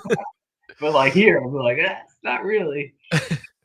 Yeah, but so I think that's rad that you are wanting to go in that direction with the engraving. Do you think because with the carving, like, you have so much depth when you do your carving, do you think you'll do more flat kind of engraving, or will you I feel like I started to see a lot more of this kind of 3D rendered, like, heavily, like, deep engraving that creates these three-dimensional figures instead of it relying on a lot of like lines and shadow and stuff like that. It's like actually has physical depth to it. Have you seen some of that stuff? Like what Yeah. what style are you wanting to do? Are you wanting to kind of continue with your 3D rendering that you do in your handles, but in your steel, or what do you want to do? So I like that. I remember at the show, I forgot where it was, but I looked at this guy's knife, and this was like the first real time I was like at a show, and I saw Okay. engraving on it, and I was like, you see pictures online and it looks cool, and then I saw it in person, and I was like, this is like what engraving is. I'm like, it's like I was like, it's super flat. It Right. looks like someone just took like a fine like ballpoint black pen and drew on it. Right. I'm like, what? Sure, it's like a picture of stuff, and I'm like, but it's like it just looks like a drawing. Like I'm like, I guess that's what engraving is, but then I saw like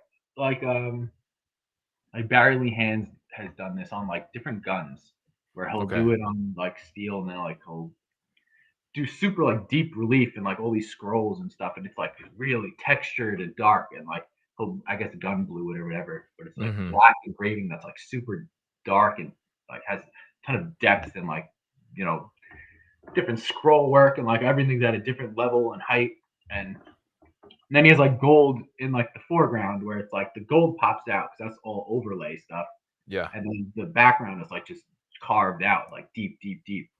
And I thought that looked really, really cool because there's like different layers to it. And For so I sure. want to I want to do stuff like that, and The especially heavy with the relief. guards that I do, like Yeah. it's I have a ton of room to do it, but I'm not super into like just flat scroll work. And then I don't know how they do it exactly. They put like black paint stuff or over it, Yeah, and it's like usually some sort of like black ink, yeah, and then and they they hit the smooth it low off. And, and they yeah, smooth it out. Yeah, yeah, yeah. to me that's like it's so boring. But Yeah, I follow this gal. Her name's Jay Bowerin Graving. Oh, sorry, Jay Bauer Engraving, and she does a lot of that heavy relief stuff, and it's so fucking sick. I love it because I just feel like it's a lot more dynamic. Like you're saying, traditional yeah, engraving is very flat. The heavy relief is more dynamic and like visually, like as you're rotating a piece. I'm literally rotating my hand in front of the camera, and I forgot that you can't see me. And but as you're rotating the piece, the way the light bounces off it changes, and it Mhm, has some of that chatoyant quality that like a lot of makers are hoping to accomplish when they're get up to like a high density layer, Damascus, and then they ladder it or they texture it or whatever. And that, yeah, the heavy relief, I've been seeing a lot more of it, and I love it. I love the way it looks. Um, and yeah, so I'm excited to see you working in that medium and with those techniques and creating that because especially on that guard or guards like that in the future, I could see some of that heavy relief leading up to some of those leaf shapes at the ends of the guard to add some of that accented quality that is gonna, you can only do by doing those heavy reliefs like that. mhm. Yeah. I'm super excited for it. I feel like that's like once I can do that, like my work will have like I will achieve like everything I could do at least like and to escape like the amateur look I of got it. you. I Like mean, you can't still think your work looks amateur, right? I Oh will my say this: god. I've never liked a single knife I've ever made.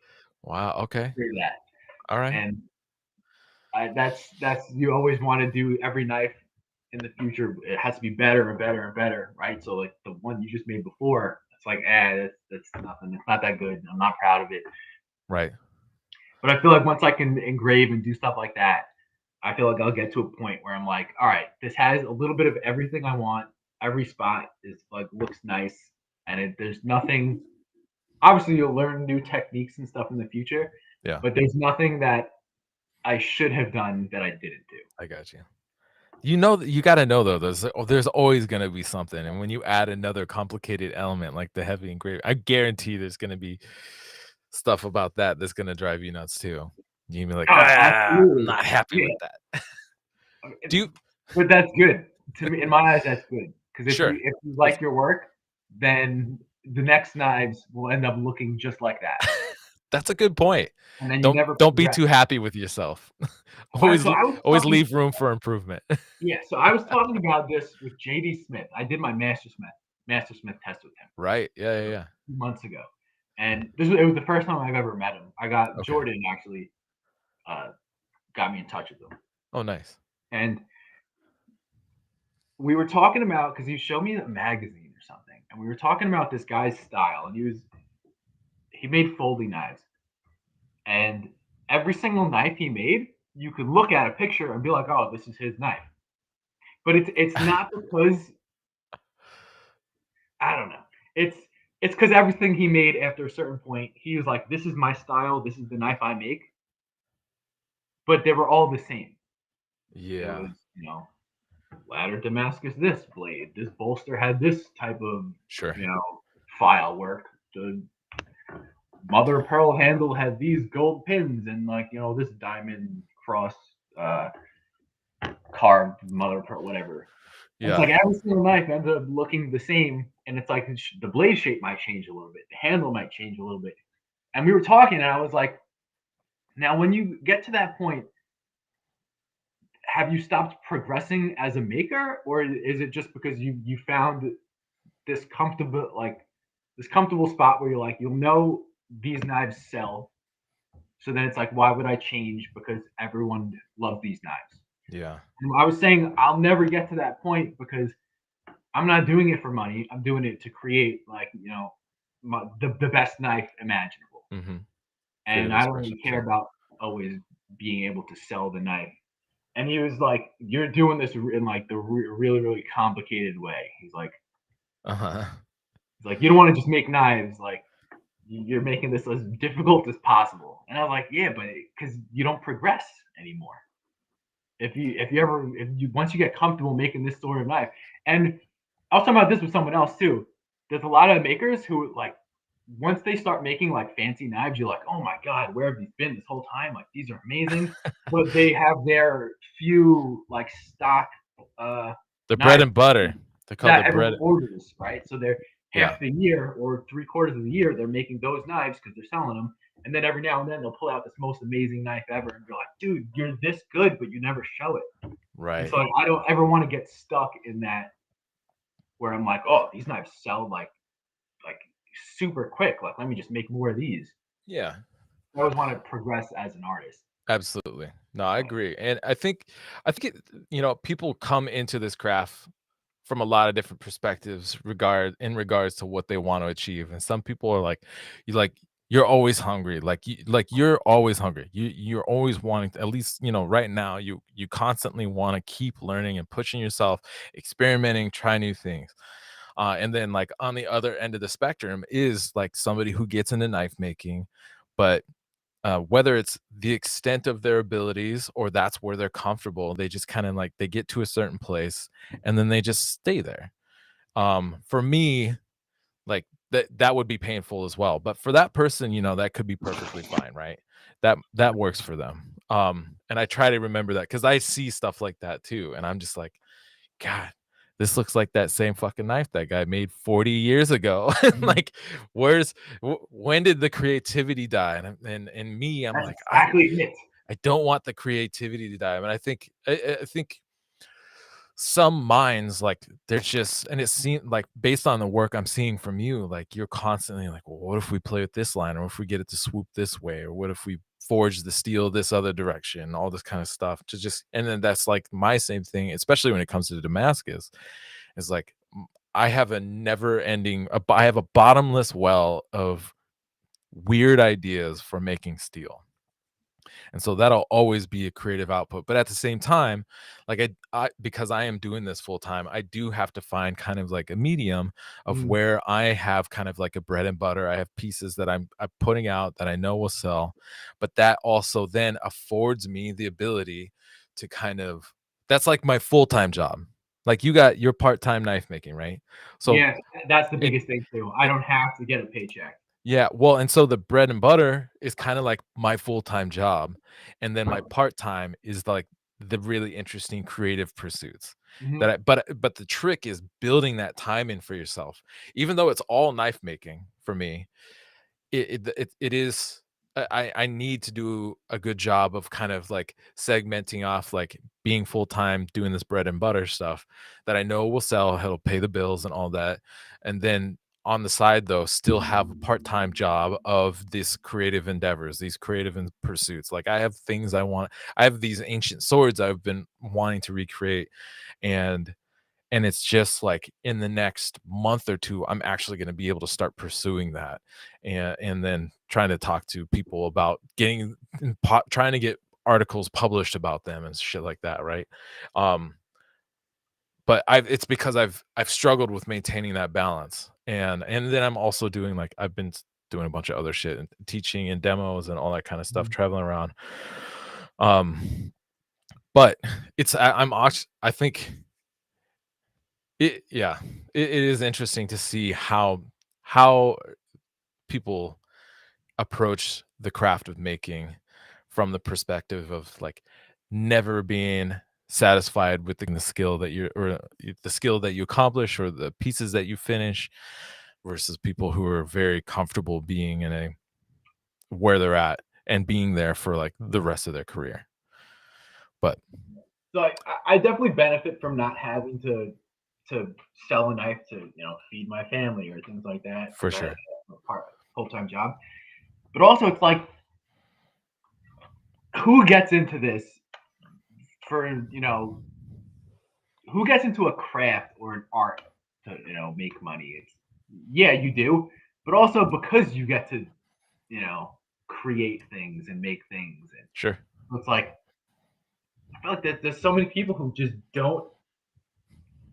come up with crazy new designs Right. all the time, or at least a few times a year, where it's like you go to shows and like bring something crazy to a show. Yeah. Like guys are bringing like standard models to a show, and it's like people see these all year round on your website, your Instagram. Mhm. I think it's so odd to do that. But then again, I guess not everyone thinks the way I do. I feel you. Um, Yeah. But yeah, do it like the swords and stuff like that. That's fucking awesome. Like fun projects like that that'll Well, and change things it's up. yeah, it mixes things up for me, so I'm not stuck in a rut, but it's also so far outside of, like it's like the opposite end of the spectrum from making a Yeah, cooking knife, is making a sword, a we a tool of destruction. yeah. Um, I wanna pop through some of your pictures. Some pictures you sent me, some I stole off the internet. We got a lot of them here. We've already done a few of them. Um, but I'm gonna if you can just kinda talk through what's going through or going on in some of these. Is this Yes. ivory in this piece? It's a fake ivory. Okay, it's a faux Yeah. ivory of some sort, yeah. Yeah, this one is one of the hunting knife handles I do it from my Master Smith set. Nice. So it was And oh, sorry, go ahead. it was a just like Japanese maple leaves, random little birds from Japan. Right. Yeah. This these are work in progress. Like that's not done. That's all the Sure, carving is done. Now like I'm on to the polishing. So I all the got you. bringing up the higher grits and smooth everything out. Yeah, But that's the oh thing my that god, polishing is the least fun in the entire fucking world. Like I love carving, and that's something too. I enjoy carving more than every single part of making a knife because all the Wow, forging, yeah. okay. I'm different in this way too. I don't even enjoy making knives. Right. Dude, like you making Damascus and stuff all the time? Holy shit. Making Damascus sucks. Like See, and that's where I thrive right now. That's my favorite part of the knife that's what I'm making. saying. It's crazy. It's fucking winter out. Like being outside in the shop with like the garage door open, it's freezing. Sure, the forge is going sometimes, but and you shut it off to grind, and it's like it's miserable. It's not fun. It is When miserable, when I'm carving, I can sit in my house, right? have TV or music on and just carve, focus on something, and I'm warm. I'm not out in the elements suffering. Right. Hot sparks or freezing. Not making knives isn't fun. That's the other So side. when you approach I mean, we've talked a bit about this a little bit in your carving, but when you approach this, you start by drawing this on paper, I'm sure, but then do you then draw it again, or do you somehow transfer it to the handle material?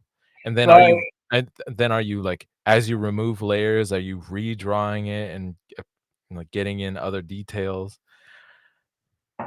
I pretty much I draw it on paper, and then I'll cut out the outline, Okay. and then I'll tape it to the handle, and All right. I trace it with the pencil, Yeah. and then I use like the little dental rotary tool, Uh-huh. and I'll carve the outline. Then Oh, I'll okay. take it off. I'll carve the background a little bit so that it stands proud, Yeah. and then I'll like redraw the details of the leaves and the birds, bird beak, feathers, and things like that. Yeah.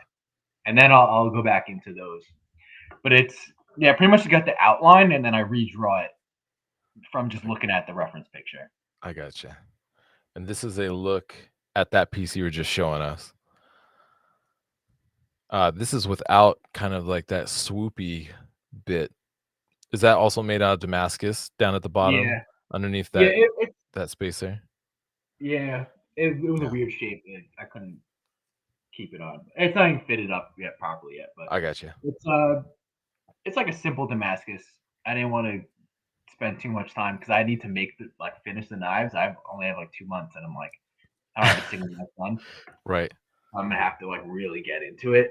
For sure. But yeah, the blade's a mosaic. Um, Nothing too wild, but just like a simple. But that's my style. I like the big curvy S guards. Right. It's like when I draw a knife, you either it's like a dagger with like the same type of swooping guard and stuff, Sure. or a big Bowie knife, and I'll draw something, and it all comes down to like I don't want to waste my time. So sometimes like I'll see pictures of like smaller knives and like even kitchen knives I think are really cool, and I'm like, oh, I want to make that. And then when I draw it out, I'm just like, why would I do this when I could spend all this time making this big knife? And then I'll have this big 13-inch Bowie knife or 13-inch dagger, and Right. and then same thing. I'm like, maybe I'll like slow down with the guard. This way I can make the knife faster. But then I'm like, again, I'm like, why would I make the knife faster when I could put this giant guard that comes all the way down the handle and like do this and like I can add this stuff here. And like I just overcomplicate everything. But if I don't do that, I feel like I'm not. You're not engaged with it. Yeah, I'm not. I need to be excited about a build to even like Sure. want to do it. Because Right. again, not making's not fun. Yeah. I only enjoy the finished product. Once the knife is done, I'm like proud of myself, and I'm like, this is my enjoyment. That I Yeah. created this. The I whole feel you. process leading up to it, I can't stand. I think I told somebody that, or that used to be a thing I would talk about a lot because a lot of people are like, "Oh, I wanna get into knife making." And I think it was when I was going to shows a lot more, and especially after I was on Forge and Fire, and I would run into people or people would meet me and they'd be like, I really wanna get into knife making." I'm like, "Knife making's great, but it's also really fucking hard." The beginning of it is great, like, all of the conceptualizing and the designing, all that stuff, even some of the like, for me, the Damascus making is fun, and then having the finished product is fun, but most everything in between fucking sucks. Yeah, that's my mentality the whole way. Every second of working, I'm suffering, Yeah. miserable. I'm like, I what am mean I like? yeah. Especially with these Mastersmith knives, like I'm like, I don't know if you can see in the pictures, but like I like everything's laid out and Oh, yeah, everything's a sure. grid. Like I scribe the grid lines on Oh, wow, every yeah. like the whole back, every single inch, centimeter, Oh, millimeter has a yeah, yeah. grid on it so that I can To make maintain everything symmetry. perfectly symmetrical. But Yeah. it's like, all right, I put it on, then I grind, then I shape, whatever. And now some of it's smudged off. I gotta go reapply it. Oh my 20 god. minutes making the grid again. Then I grind for 10 minutes. Oh, I have to grind this part. Now I gotta go put it back on. It's like all this stuff is not fun. Like it's not enjoyable. So I I see. don't go as wild when it's not for the master's test. Yeah. But like none of this stuff's fun. Like I just did this thing 30 minutes ago, and now I'm doing it for the eighth time. You Oh my know, god. all stupid, annoying stuff. Yikes. But when you finish, it's like, oh wow, I can't believe I could make something like this. Yeah. Well, and I think I've more and more I've tried to find because it is like it is especially after I've been doing this altogether for 12, 13 years and it does become a bit of a grind. And I have more fun and I'm more engaged in the experimentation aspect. Because I've gotten to the point with my culinary knives and my Damascus making, like, I'm very confident in the fact that I'm making great knives. They're super solid, they perform well, blah, blah, blah, all that stuff. Now I'm like, let's do some experimentation in making crazy Damascus and playing with different finishes. Especially those are like my big thing. And honestly, still experimenting with different grinds. Like I just did another new grind the other day to experiment with. Um, but experimentation is where I get the most enjoyment these days, and not necessarily the whole knife making process. Though I think it is good from time to time to build a piece. Um, yeah, I should figure out a way to make a living from just doing experimentations, because that would be right now that would be a lot more engaging or exciting and engaging for me. Yeah, because there's no monotony in it. You know, it's not Yeah, the same thing you've been doing 12 years now. It's fun. It's playing around, being in the shop, experimenting. It's like that's fun stuff. yeah. I Well, thought and with ABS, like they should have like a few weeks where they pay people to come in and they're like, all right, we need to improve this part of Damascus or this part of right. whatever handle shaping, and like let's try to figure out new techniques and like figure out these ideas. And like they pay people to come in and just like completely change the game because they have all these new discoveries of like, no, everyone's been doing it this way for years, but that's like the least efficient way to do it. We should now do this and like spread it around, let everyone know, and then everyone's better. Do you know that's actually, I mean, and that's it, it's building on what I was talking about earlier, but the new Bill Moran Foundation. I don't know how closely it's tied to the ABS, but part of their concept of that school is not only are they going to be you know, creating a space where somebody could teach a class, but they're going to be documenting the whole thing through video. And then that is something that can then be redistributed um through the like an online course basically through the Bill Moran Foundation. Um and I think honestly the ABS could greatly benefit from that because like we live in fucking 2023, right? There's video cameras everywhere. Like even if somebody just uses their phone, that's better than nothing, and that video could be put together and it could be put onto, along with your ABS membership, you also have access to all this educational content. Because honestly, like, if you are joining this and you're part of this membership, like that should be part of like a basically free educational content. Um, I think and, so. and and I mean, ideally, like the maker's getting paid because they're teaching a class. The ABS is getting paid not only through their membership, but also they get a portion of those classes, and that should go towards, especially if they're a nonprofit, it's not there to make profit. They should be there to benefit the community that they're trying to support. And that's the thing. It's like the whole point is to preserve and push the knowledge of the forged blade and all this stuff. Right. It's like, where is this knowledge? It's Yeah. it's Where's if it I being buy these preserved? DVDs. Yeah. Where's the sharing of knowledge if you know like I don't live in the same state that all these people Right. do all these classes and everything, all this stuff. So it's like you don't have access to the knowledge unless you pay for this, whatever. But it's like you pay the membership fee. Right. Isn't the whole point of being in the group so that you can be part of the shared knowledge and learning and all this stuff? It's Yeah. weird. It is well, and if they did more to build up the content, I could see, like, and because I think it's been $60 for, and maybe it's more now. I don't know. It's been a while since I quit I'm the not, ABS. Um, but it's been $60 for a long time. But you could justify a price hike if you are adding, like you're saying, they do have some educational content. They do have some ABS videos, and fucking digitize those. Put those online. Put them behind a paywall, but make it part of the membership. So instead of $60, maybe it's $62 and then or mm, $65. And then that $5 across an entire year or multiple years pays for that video. It's a small increase. It can pay for the video. They got everybody paying for it.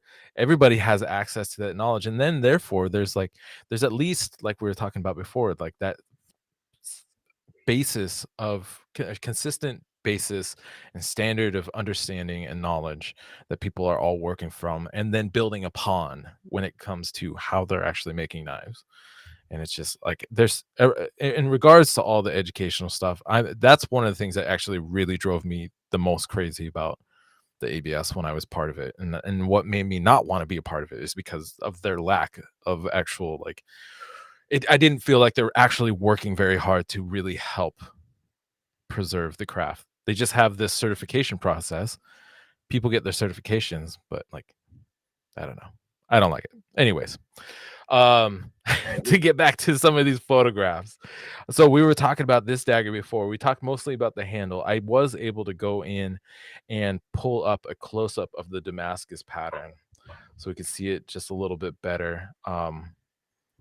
It's a little pixelated because I did like a zoom in situation on the thing, but the way the pattern flows is so cool, and I like how like I can looking at this, I can see how it was made, and I was Mhm. curious like how I feel I don't know how to say this exactly. I feel like it's got this interesting flow to it, but it's not a pattern that I actually see very often, and it's a good use of the explosions and somewhat of a conventional but unconventional way, the way that it all actually ends up coming together. Because this the way it kind of it almost has like this double helix kind of twisting action all the way down the length of the blade. If I jump back over here, um, people might be able, especially in like full screen, you can kind of get a better look at how that pattern moves down. It's still a little bit small, but I wanted to take a second and have a closer look at that pattern because I thought it was so cool. I really like it a lot.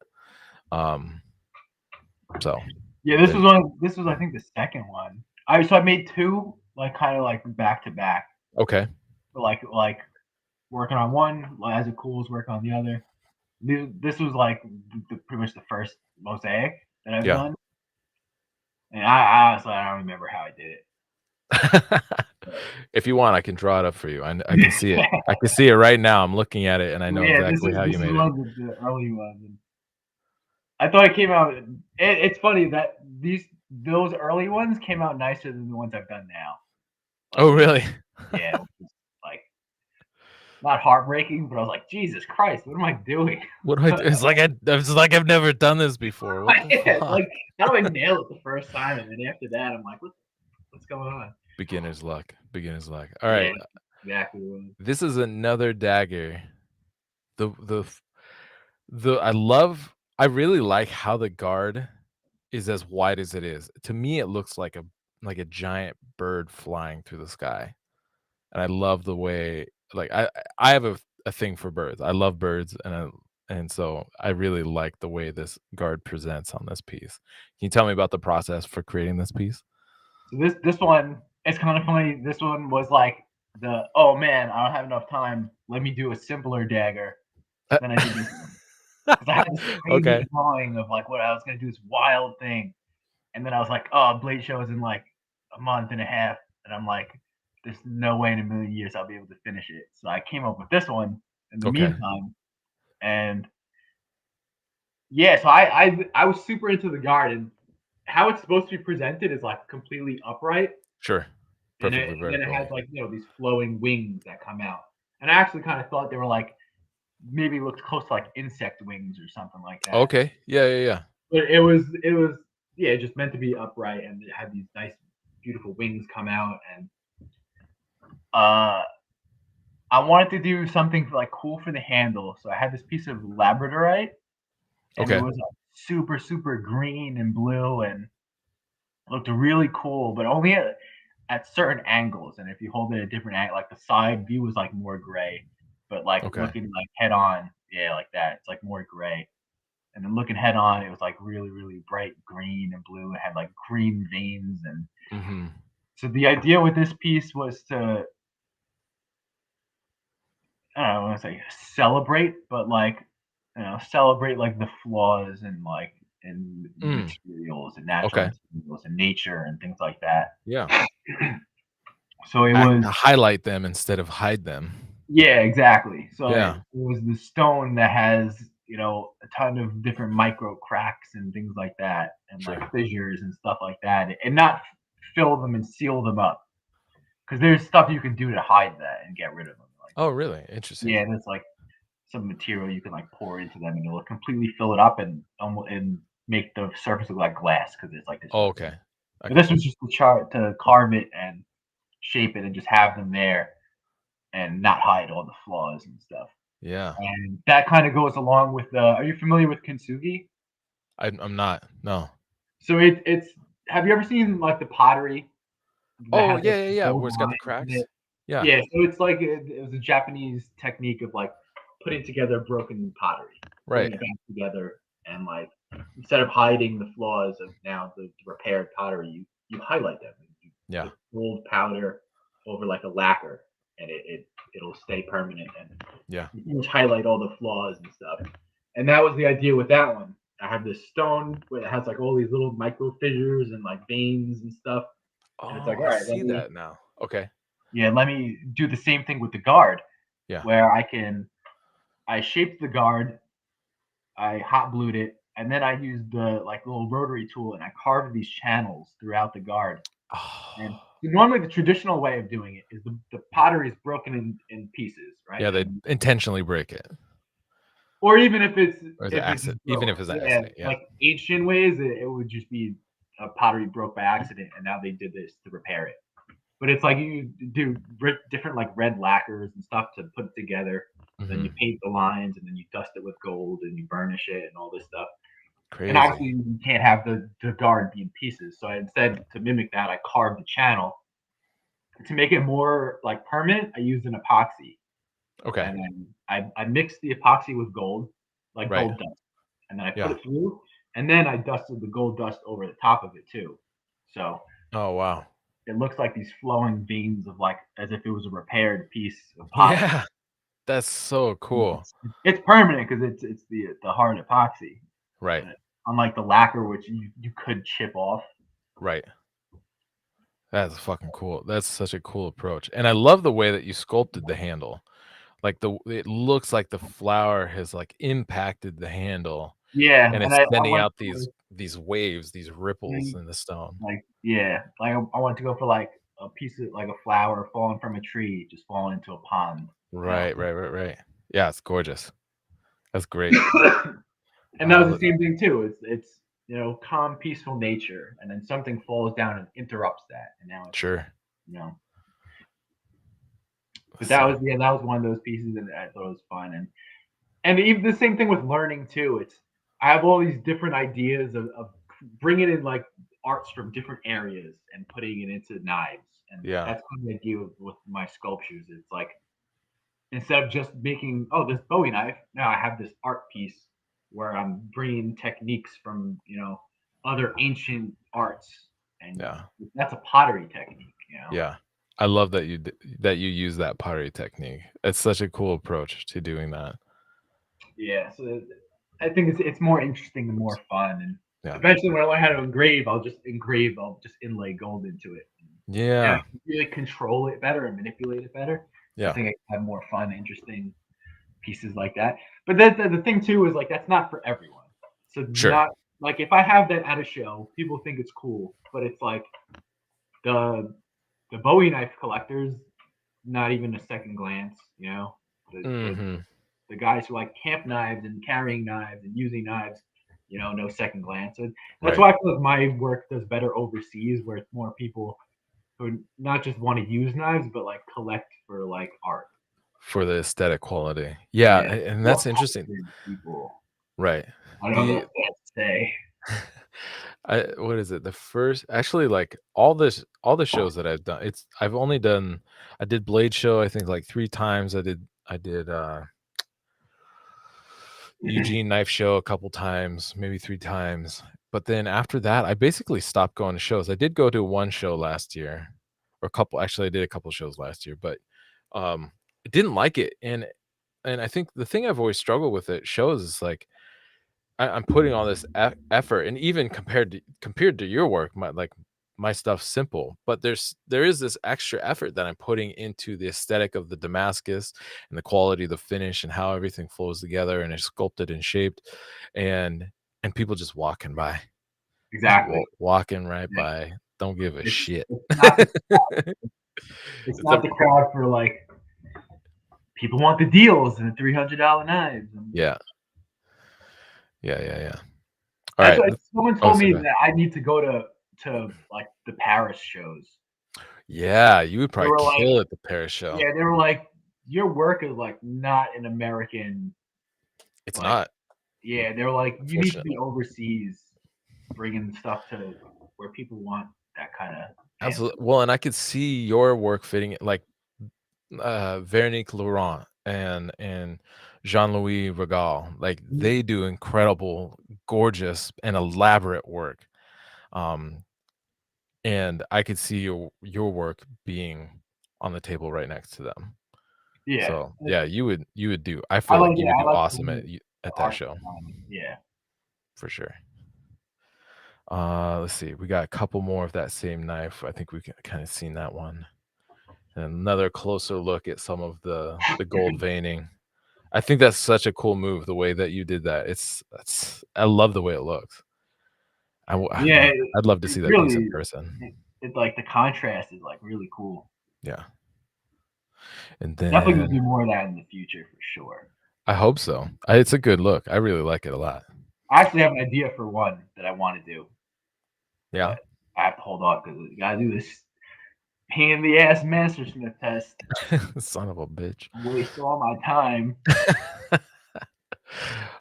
This is I think this is an earlier piece, maybe after you've been making knives Yeah, for 2, 3 years? that no, that was the first year. That was the Yeah, first year. You yeah, did a that was the sub first hilt. one I ever did. Crazy. Yeah, that's a good one. I like it. And, this is another probably from your first year maybe This then? was yeah, this was the same thing. This was like when I saw Don Hanson's knives, and I was like, Right. I can't like the ivory looks so cool at this shape, but I like the wood just doesn't. So I was like, let me put these in between to make it look more interesting. I got you. I got you. And let's see what else we got here. Oh, I wanted to share this one. This is one of your knives.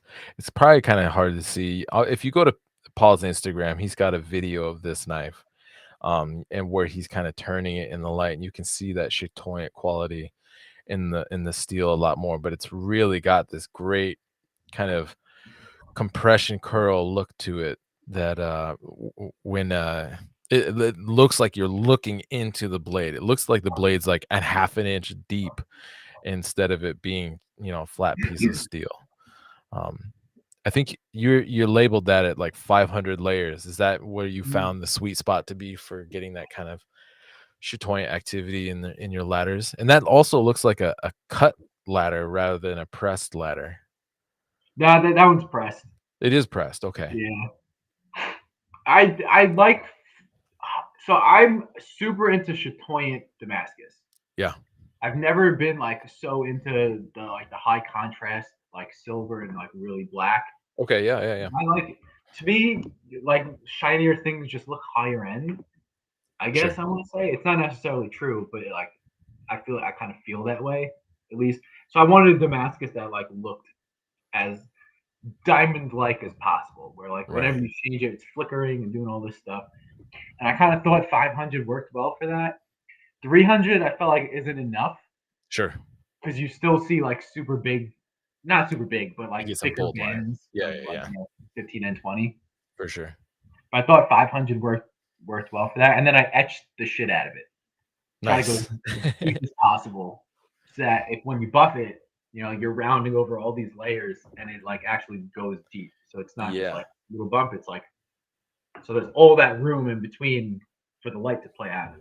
Yeah, and I think that's something that people don't take into consideration is when you are etching, when you go for more depth, not only are you getting the the black and the silver, but you're also getting a sidewall, and that sidewall, the way it reflects the light, kind of like we were talking about deep relief engraving, the way it reflects the light is different than something that's flat. And so if you are looking for that chatoyant effect, having that kind of basically that third dimension, because when it's just black and silver, that's 2. But you add that sidewall because of that depth, you're gonna get a third dimension. It's gonna create a more active, chatoyant effect. But I think you're right. You definitely have to hit a certain point, which is around I've seen people, yeah, like 5, 600 layers, they start to nail kinda like that chatoyant quality Mm. with the line density and how the steel kind of like is affected by the laddering or the texturing or whatever somebody's doing. Um, I think it's fine enough of a line density. Who is it?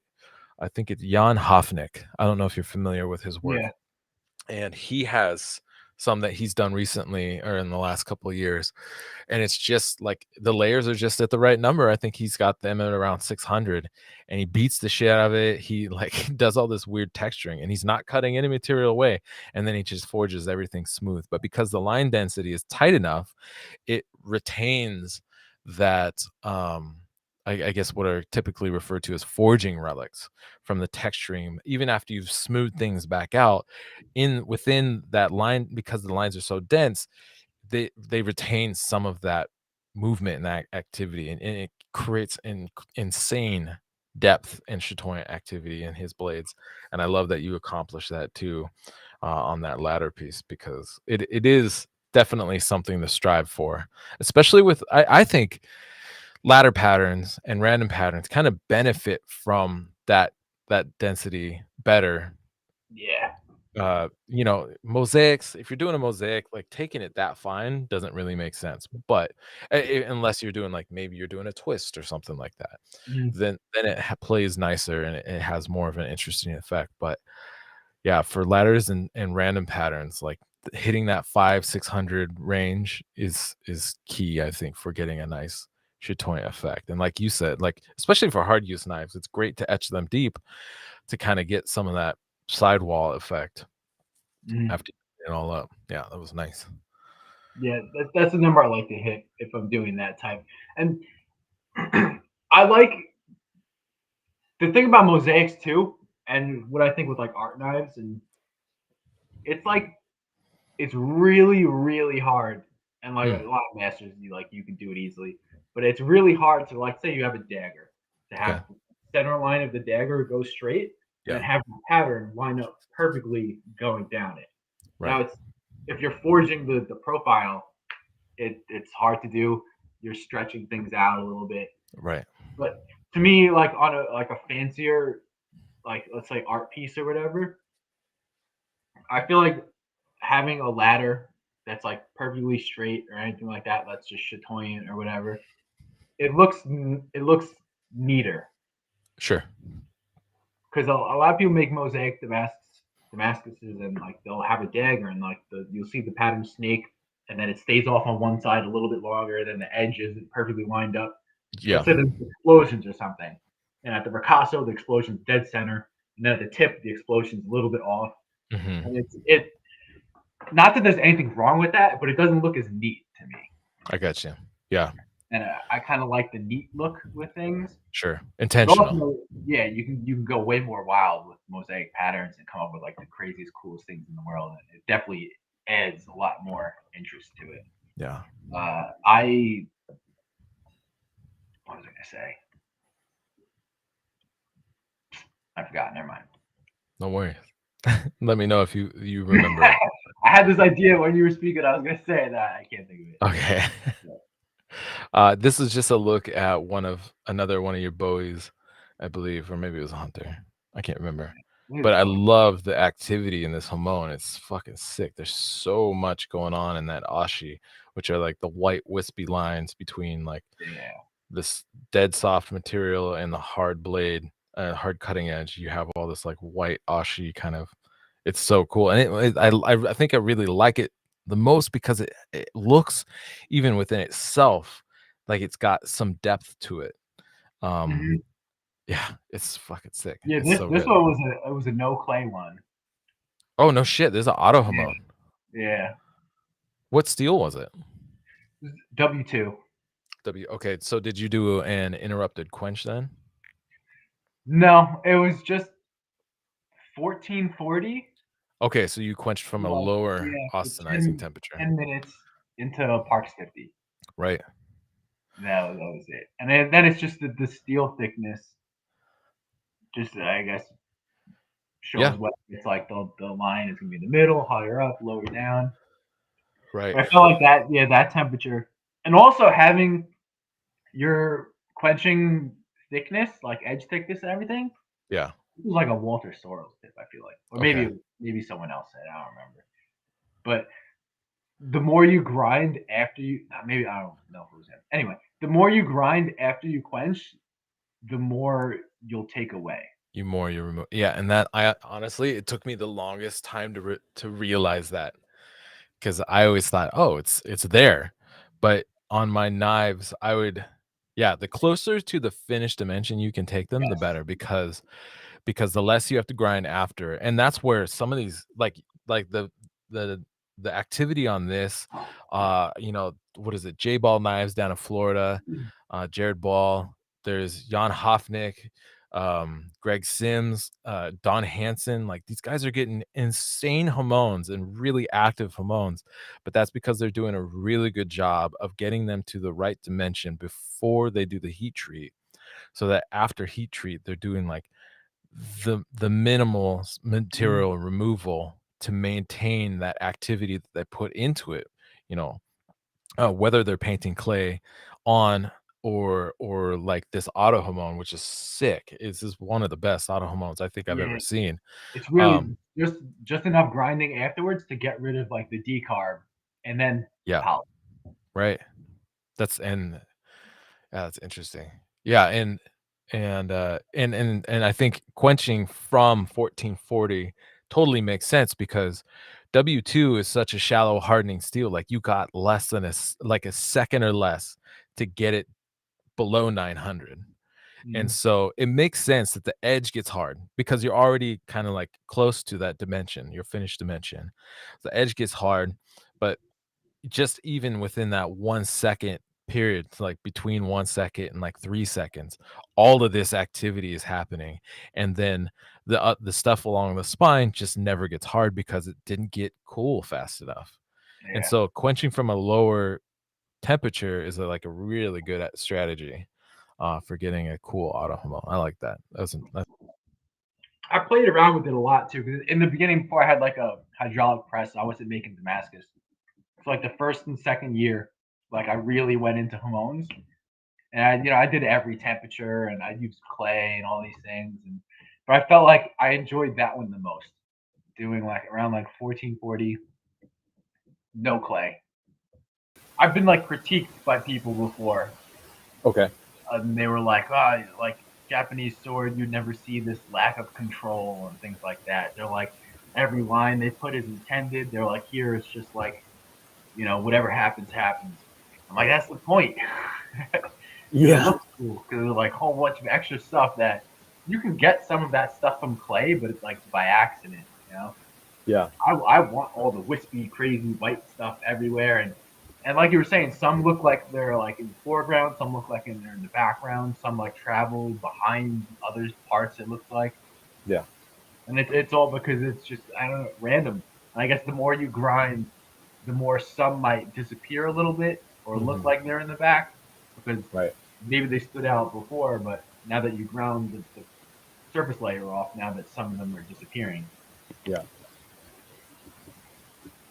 Well, and it's interesting because it makes the steel look like it's a fluid with these veins of various stuff, like the hormone flowing through it in a way. I also etch it really deep. Oh, Uh there huh. you go. You see a picture. I'm here. I'm back. It was Yeah. like when I etch it, like heard people talk about for swords, they'll do like lime juice and like really, really, really diluted like ferric chloride. I Yeah. etch it like I'm etching Damascus, Oh, interesting. and Okay. like if I'm doing, even if I like if I'll do clay, Yeah. I'll etch it completely the same and like polish it differently, but I can feel the ridges of like where it's like hard and soft. Right. Right. Right. I actually like that. I think it's like a cool because like if I'll put lines going down it, like you can feel the bumps of the lines, Sure. and there's like texture to it too because of like the alloy banding and stuff, so you can actually Right. feel it as if it is a Damascus. I think it's cool like that.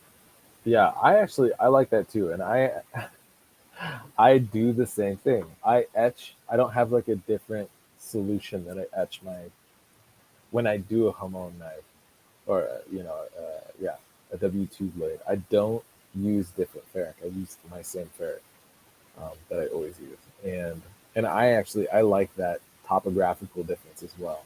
Mm. And I'd be curious, what are you doing to like polish the blade afterwards? Are you using, because I've heard of people doing all kinds of stuff, like loose Oh, abrasive with Scotch Brite, or just like the extra fine Scotch Brite, and a little bit of oil, or I don't know what, I all kinds of completely different. forgot that I even did this because I haven't done it in forever. So I'll while I'm etching it, I'll do I don't know, let's say 5 or 6 cycles of the etching like I'm doing the Okay, master. In between, I'm sanding it with like the 2500 grit paper, okay, right? And putting it back in, doing that. And then on the final one, I take it out, you neutralize it, all that stuff, and then I won't sand it off. I'll do 800. I want to say grit powdered abrasive. okay, I want to say it's 800 grit silicon carbide powdered abrasive, yeah. and then I'll just like put like a paper towel Oh, on it. interesting. Okay, yeah. I'll sprinkle the stuff all over, and then I just go up and down like I'm sanding, just with a Oh, wet really? towel and the abrasive. Yeah, and Wow. it'll completely get rid of all of the the black from the etching, and it'll like be not mirror polish, but like mirror shine Pretty much. because there's like a whole bunch of crap going on in the background where Yeah. it won't really show like a mirror. Right. But it'll be yeah, like super super bright. Get rid of every bit of black. So like you mentioned the J ball knives, like Yeah. he leaves like a really black, Yeah. You get some like really high gray, contrast. like Yeah. etch. Yeah. If you do the powdered abrasive, it gets rid of every bit of it. But I feel like that's the best way of showing everything there is in the steel. Like if he was to do the powdered Sure. abrasive, I bet like the lines he puts in whatever might either go further down, Right. and it's just you need a really, really, really like fine powdered abrasive to reveal it, or even there might be stuff in between that he just that you'll never see. Because when it is like if I'll do that same etch with that knife, you wouldn't see any of that. Right. I really feel like it's the powdered abrasive that shows it all. And to me, that's like the secret trick behind Hamones. Yeah, and it's interesting because I've heard people do all kinds of stuff, and but usually when they refer to powder abrasive, people aren't doing like higher than like 320 or 400. I've actually never heard of anybody doing 800, but I love the look of it, and I like that it I've leaves. never heard the lower ones. I'm Oh, surprised by interesting. that because I you don't want it to scratch it, right? Like you Right. don't want when you polish it because it is an abrasive. So like Yeah. if you were to go sideways, like I feel like with the lower one, you might see like little smudge marks, Sure. almost like No. you take your thumb and go across the knife, like those lines. Yeah. I feel like it'll look like that with the lower one. Like I've Yeah. tried higher grit. I've done like 1500. I've done 1200. And then I've even done 600. But I feel like 800 is where it won't leave any marks. It'll get all the black off like immediately and it looks Hmm. Interesting. It's a sweet spot. I'll keep that in mind for the future. yeah, try I it would. out. It's fun. I definitely want to do. I have material. I actually have some of the Don Hanson, or what's referred to as the Don Yeah, Hanson yeah. W2. I think there was actually a few makers that went in on the making of that steel, which is something that people used to do a lot more, but I don't feel like they do very often anymore. That was the only But time I ever heard of it. what's that? I said that was the only time I've ever heard of it. Like Yeah, someone having like a specific steel. Would they pick out exactly what they wanted in it? yeah, yeah. You can go to a steel manufacturer and say, "I want to have a melt done." And the trick is, though, it's like usually it's like a 5 ton minimum, which is a lot of steel. So Yeah. usually you got you know five five or more other makers who are throwing money in for this material because it's going to be expensive. But the goal, like you hear people say all the time, is like You get a steel that you like, and you just use that steel. Hmm. And I got mine from the DeRogers, who were part of that original melt with Don Hanson. Oh, okay. Yeah, and so thank you, Adam and Haley. You catch it. And I don't have a lot of it. I probably have enough for maybe like a dozen integral chef's knives or something like Mhm. that, which is a lot for me because I hardly ever do Hamones. But Yeah. I really would like to play with it and figure it out better because I think there's definitely a lot of really cool activity and stuff going on there that Yeah. I So want I to. I just want to understand really more than anything. definitely first thing you do, try out the 800 grit silicon Okay, carbide powder. I will do It's that. that was I've never gotten anything shinier and more activity than doing that. Nice, that's great. Sick. Well, before anything other horrible happens with the computers and everything, and so that you can get on with your day. I mean, it's probably about dinner time for you, anyways, over there, getting Hmm. close to it. What do you got planned for dinner tonight? I heard you say you like to cook. Oh man, You probably plan out just your meals like like that? grilled chicken. Nice. That sounds good. Yeah, nothing too exciting. Good grilled chicken is hard to beat. I'll tell you what. What so because I actually wanted to ask you about cooking actually earlier. I'm gonna get into this just a little bit before we call it quits. Um, I found that a lot of the creative people I know love to cook, and it's because there's like this creative aspect to cooking. You're kind of just throwing a bunch of stuff together, and then you know, crushing it, right? So, what are your favorite kinds of foods to cook? Um, and and I guess yeah. So, what are some of your like your go to like favorite meals to cook? And then what is your favorite food? Like for me, I love making pizza. Like I've Mhm. been going down this rabbit hole of making Neapolitan style pizza. I used to work at a Neapolitan style, like a pizzeria here in Olympia where I live, and I've just been going down that rabbit hole. I have a pizza oven now. I make my own dough. I've experimented with making like sourdough doughs as well as quick rising doughs, all kinds of different combinations of toppings and stuff like that.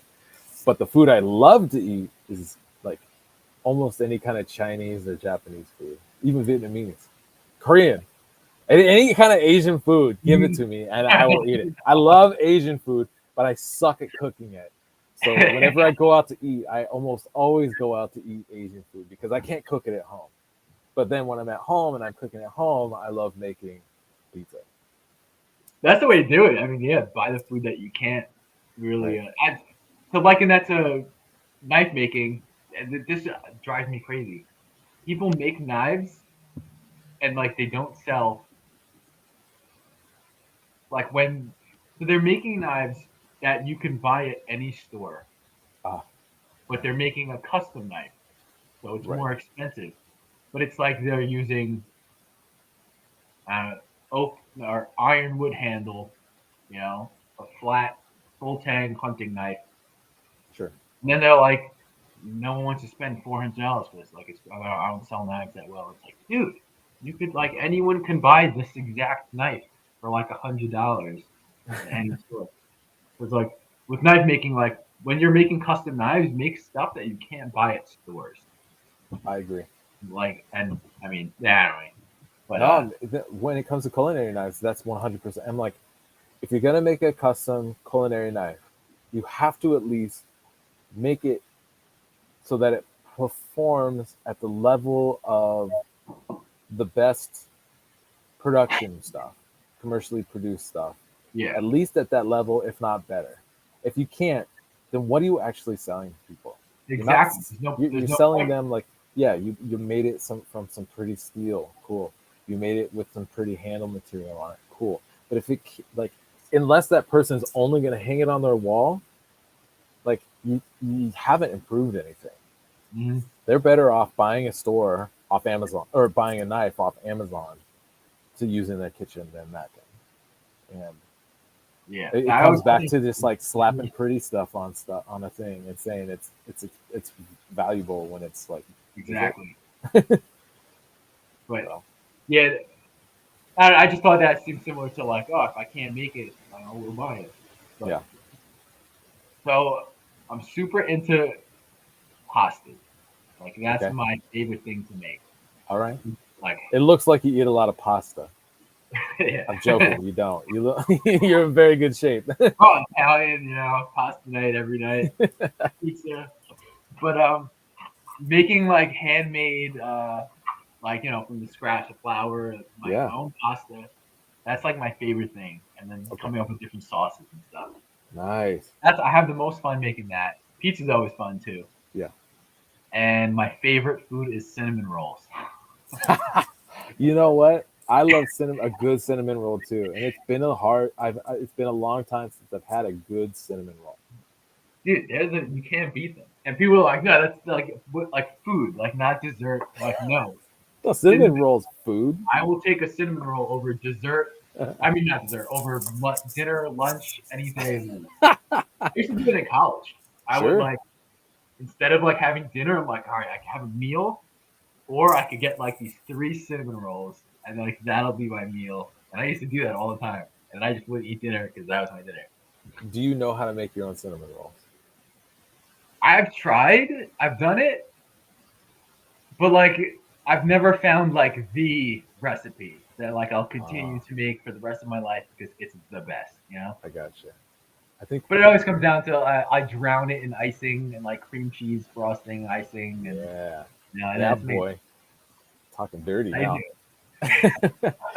Yeah. I think a friend gave me a recipe one time. I don't even have it anymore. But they were the best cinnamon rolls I had ever eaten. And I made the dough. I was visiting a friend. I made a mess in their fucking kitchen making these cinnamon rolls, but it finished with like orange zest in it, and that citrusy kind of quality to the icing Yeah. as well as in the dough with the cinnamon and everything else like worked out so beautifully. It was so delicious. And maybe I ruined myself with cinnamon rolls. I ruined myself on cinnamon rolls, and so whenever I eat them, I'm like, Oh, fuck this roll. Tell me, Yeah. do you go straight for the center first thing, or do you save that for the very last bite? Save it for the last. Yeah, that's Eat all the hard, crunchy, crappy outer part first. Get rid of that. The dry shit. It's all sometimes the it's dry around the outside. Yeah. That's why I had a friend. She would go straight for the middle first. Oh, and you're left. And then with then you're wants finishing. to finish on the bad note. That's crazy. He sounds like a serial killer. Fucking psychopath. So, all right, and then all right. So cinnamon. Well, anything else other than cinnamon rolls that you absolutely? I mean, obviously you can't love anything as much as cinnamon rolls. All right. What's your next Number favorite 2. thing, especially when you're going out to eat? All right. So when I go out, let's say I go out to dinner. Yeah. And I pick my restaurant based on their dessert menu. Okay. So I'm like, not that I only like, but I'm a dessert guy. You're So dessert. my number 2 favorite food is a molten lava cake. Oh yeah, I love that. The favorite. You like? I don't want sushi. I want to see that dessert menu. But yeah, that's it. That's how you Dude, do it. molten lava cake is good. If a restaurant has that, 10 out of 10, best restaurant. Can you bring out the lava cake with my appetizer? Yeah, I've gone to restaurants just for dessert. I've done that. Sure. Yeah, that's the way to do it. I'm never afraid to start with dessert because the last thing I want to do is eat dessert at the very end of a meal and then be uncomfortable and it ruin the whole dessert experience. I'm happy to eat dessert first thing. I eat it all day. Nice. Very nice. All right, my friend. Are you? Oh, sorry. Go ahead. I was gonna say 2 other days this week. I had like it was like a version of like a cinnamon roll. I did like a protein cinnamon roll. Okay. That was my lunch for 2 days. How do you pump up the protein? Is it just the flour you're using, or? Instead of like 30 grams of flour, I'll put like a scoop of the protein powder in it. I got you. Something like that. Yeah. And then cream cheese frosting, It's make it delicious. Yeah. All right. Where can people find you? You're on Instagram. You're Paul DiStefano. Am I saying your last name right? DiStefano, yeah. DiStefano. Okay.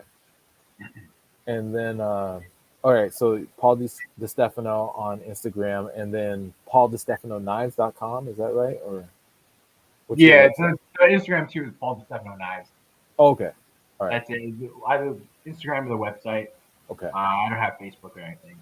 All right. And you're planning on being at Blade Show in Atlanta. Do you have any other shows coming up? Not yet. Okay. I should probably start emailing to get into a few of them. I haven't done that in a while because I've been doing these working on these Master Smith knives. I'm like I can't go to any shows because Yeah. I'm focused on this. Okay. I'm gonna try to be at like all of the blades, the Blade West, Oh, okay. Blade Texas. So in Um, October, yeah, I don't know where that's happening this year, but is it going to be back in Utah? Do you know? I'm not even sure. Okay. I haven't paid attention to it for a while because That's fair. I'm not good at focusing. That's all Because right. Not then at I'm all. like, all right, now I got to go to the show, and I'm like, yeah, but I don't have anything done. But definitely all the blades. Um, maybe if there's another one I can get into, then yeah. But so far, just those. Okay. Sweet. Well, I'll be a Blade, and I look forward to seeing you. Yeah, And you hopefully, Master Smith then. yeah, and I'll buy your first drink. Hey, yeah, awesome.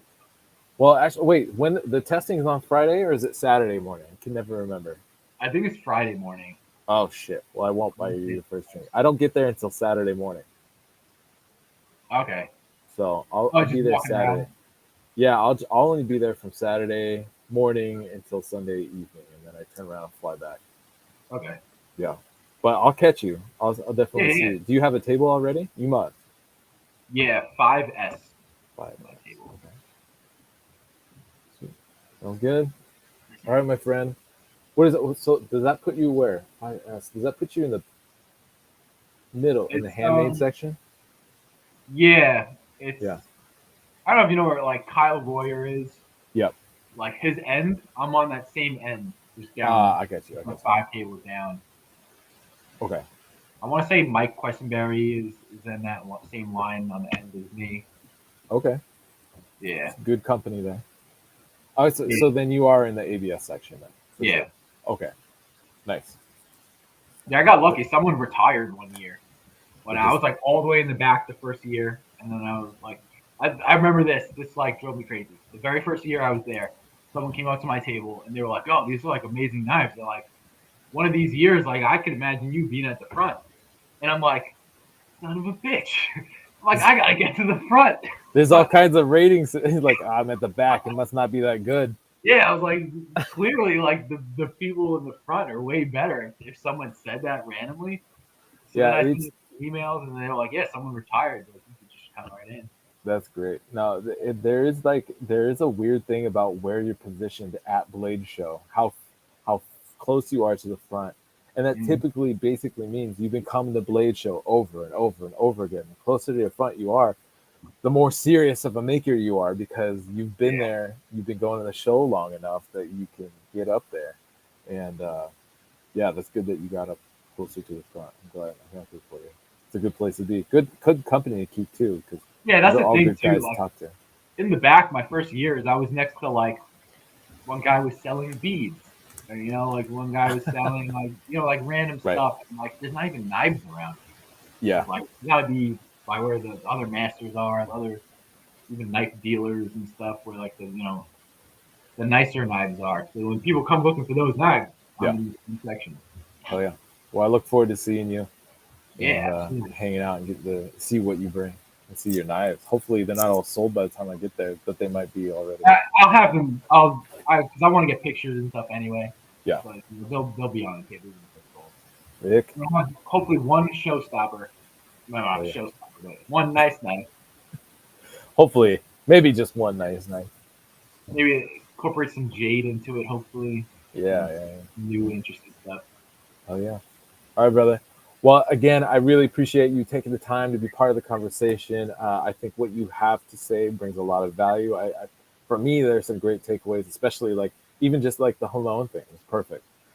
Is a strong note to end with when it comes to tips. But you're doing really great work. I love what you're doing. I love that you're in a position to not be forced or rushed to do something you don't want to do, or to just kind of you're in a position to push yourself a little bit and to do something that's definitely your style and that you're finding a place for yourself, doing your own creative work and your own creative expression.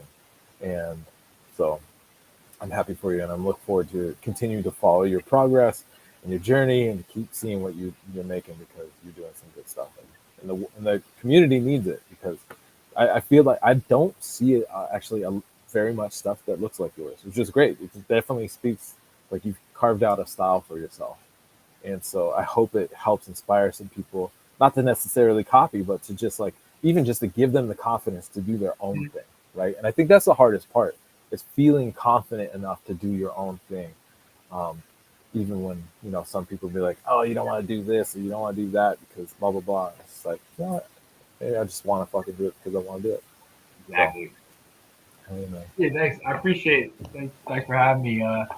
That's one of the big, like, for me. So I wasn't taught by anyone, so I feel right, like that I didn't follow in anyone's footsteps.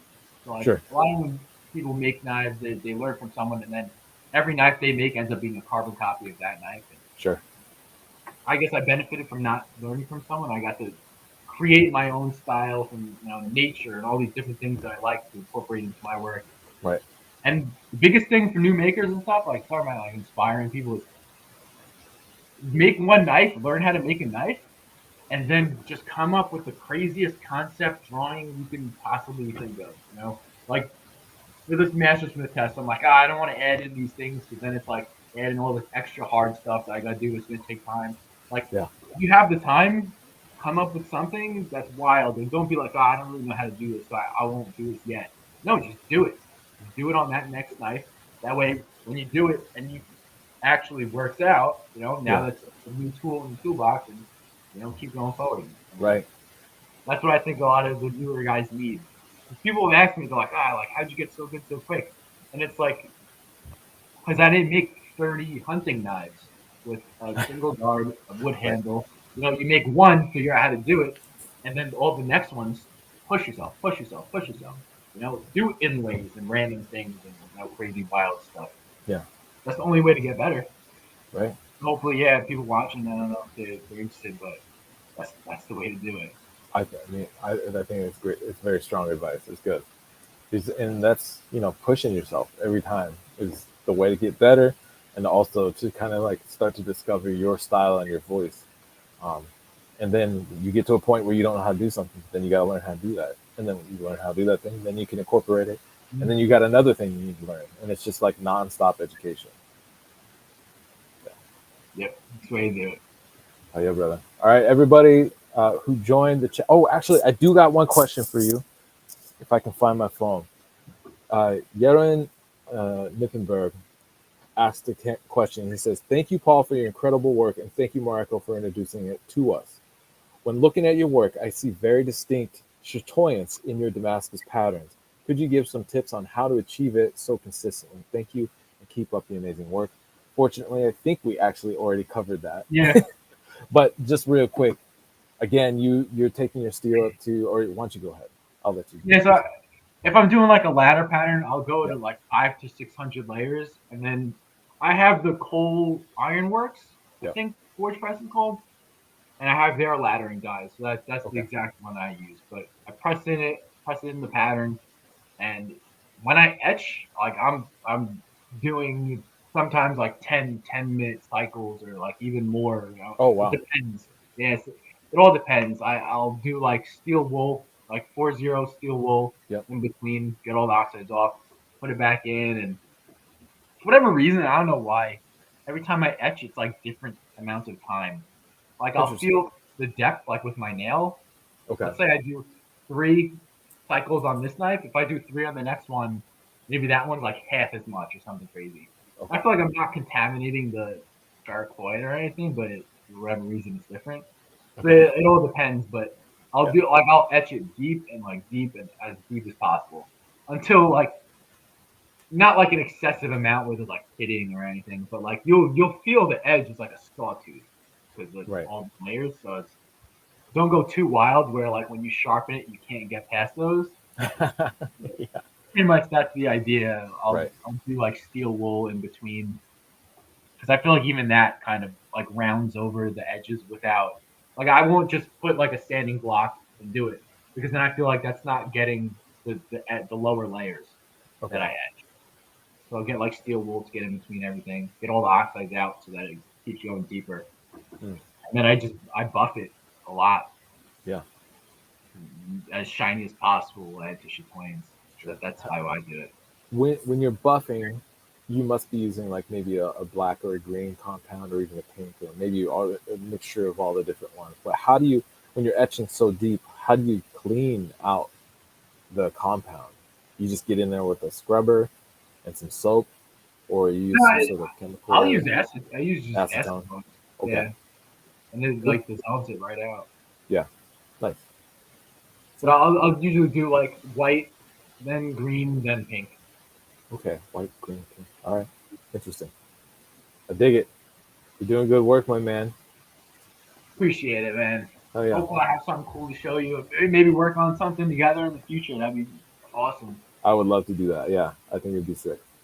All right, everybody. Thank you for joining. Again, quick shout out to the super sponsors again over on the Patreon. And for you to become part of the conversation, go join the Patreon.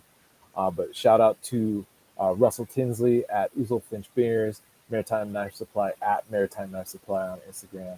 Ben Butcher is Mr. He is at Amo Bladesmithing. Gabe Fletcher is Anchorage Brewing. Tony Sasma, TNT Forge. Brian Hinnenkamp is at Tortuga Blade Works. Eric Kidwell is at District 202 LLC. Josh Weston is Josh at Josh A. Weston on Instagram.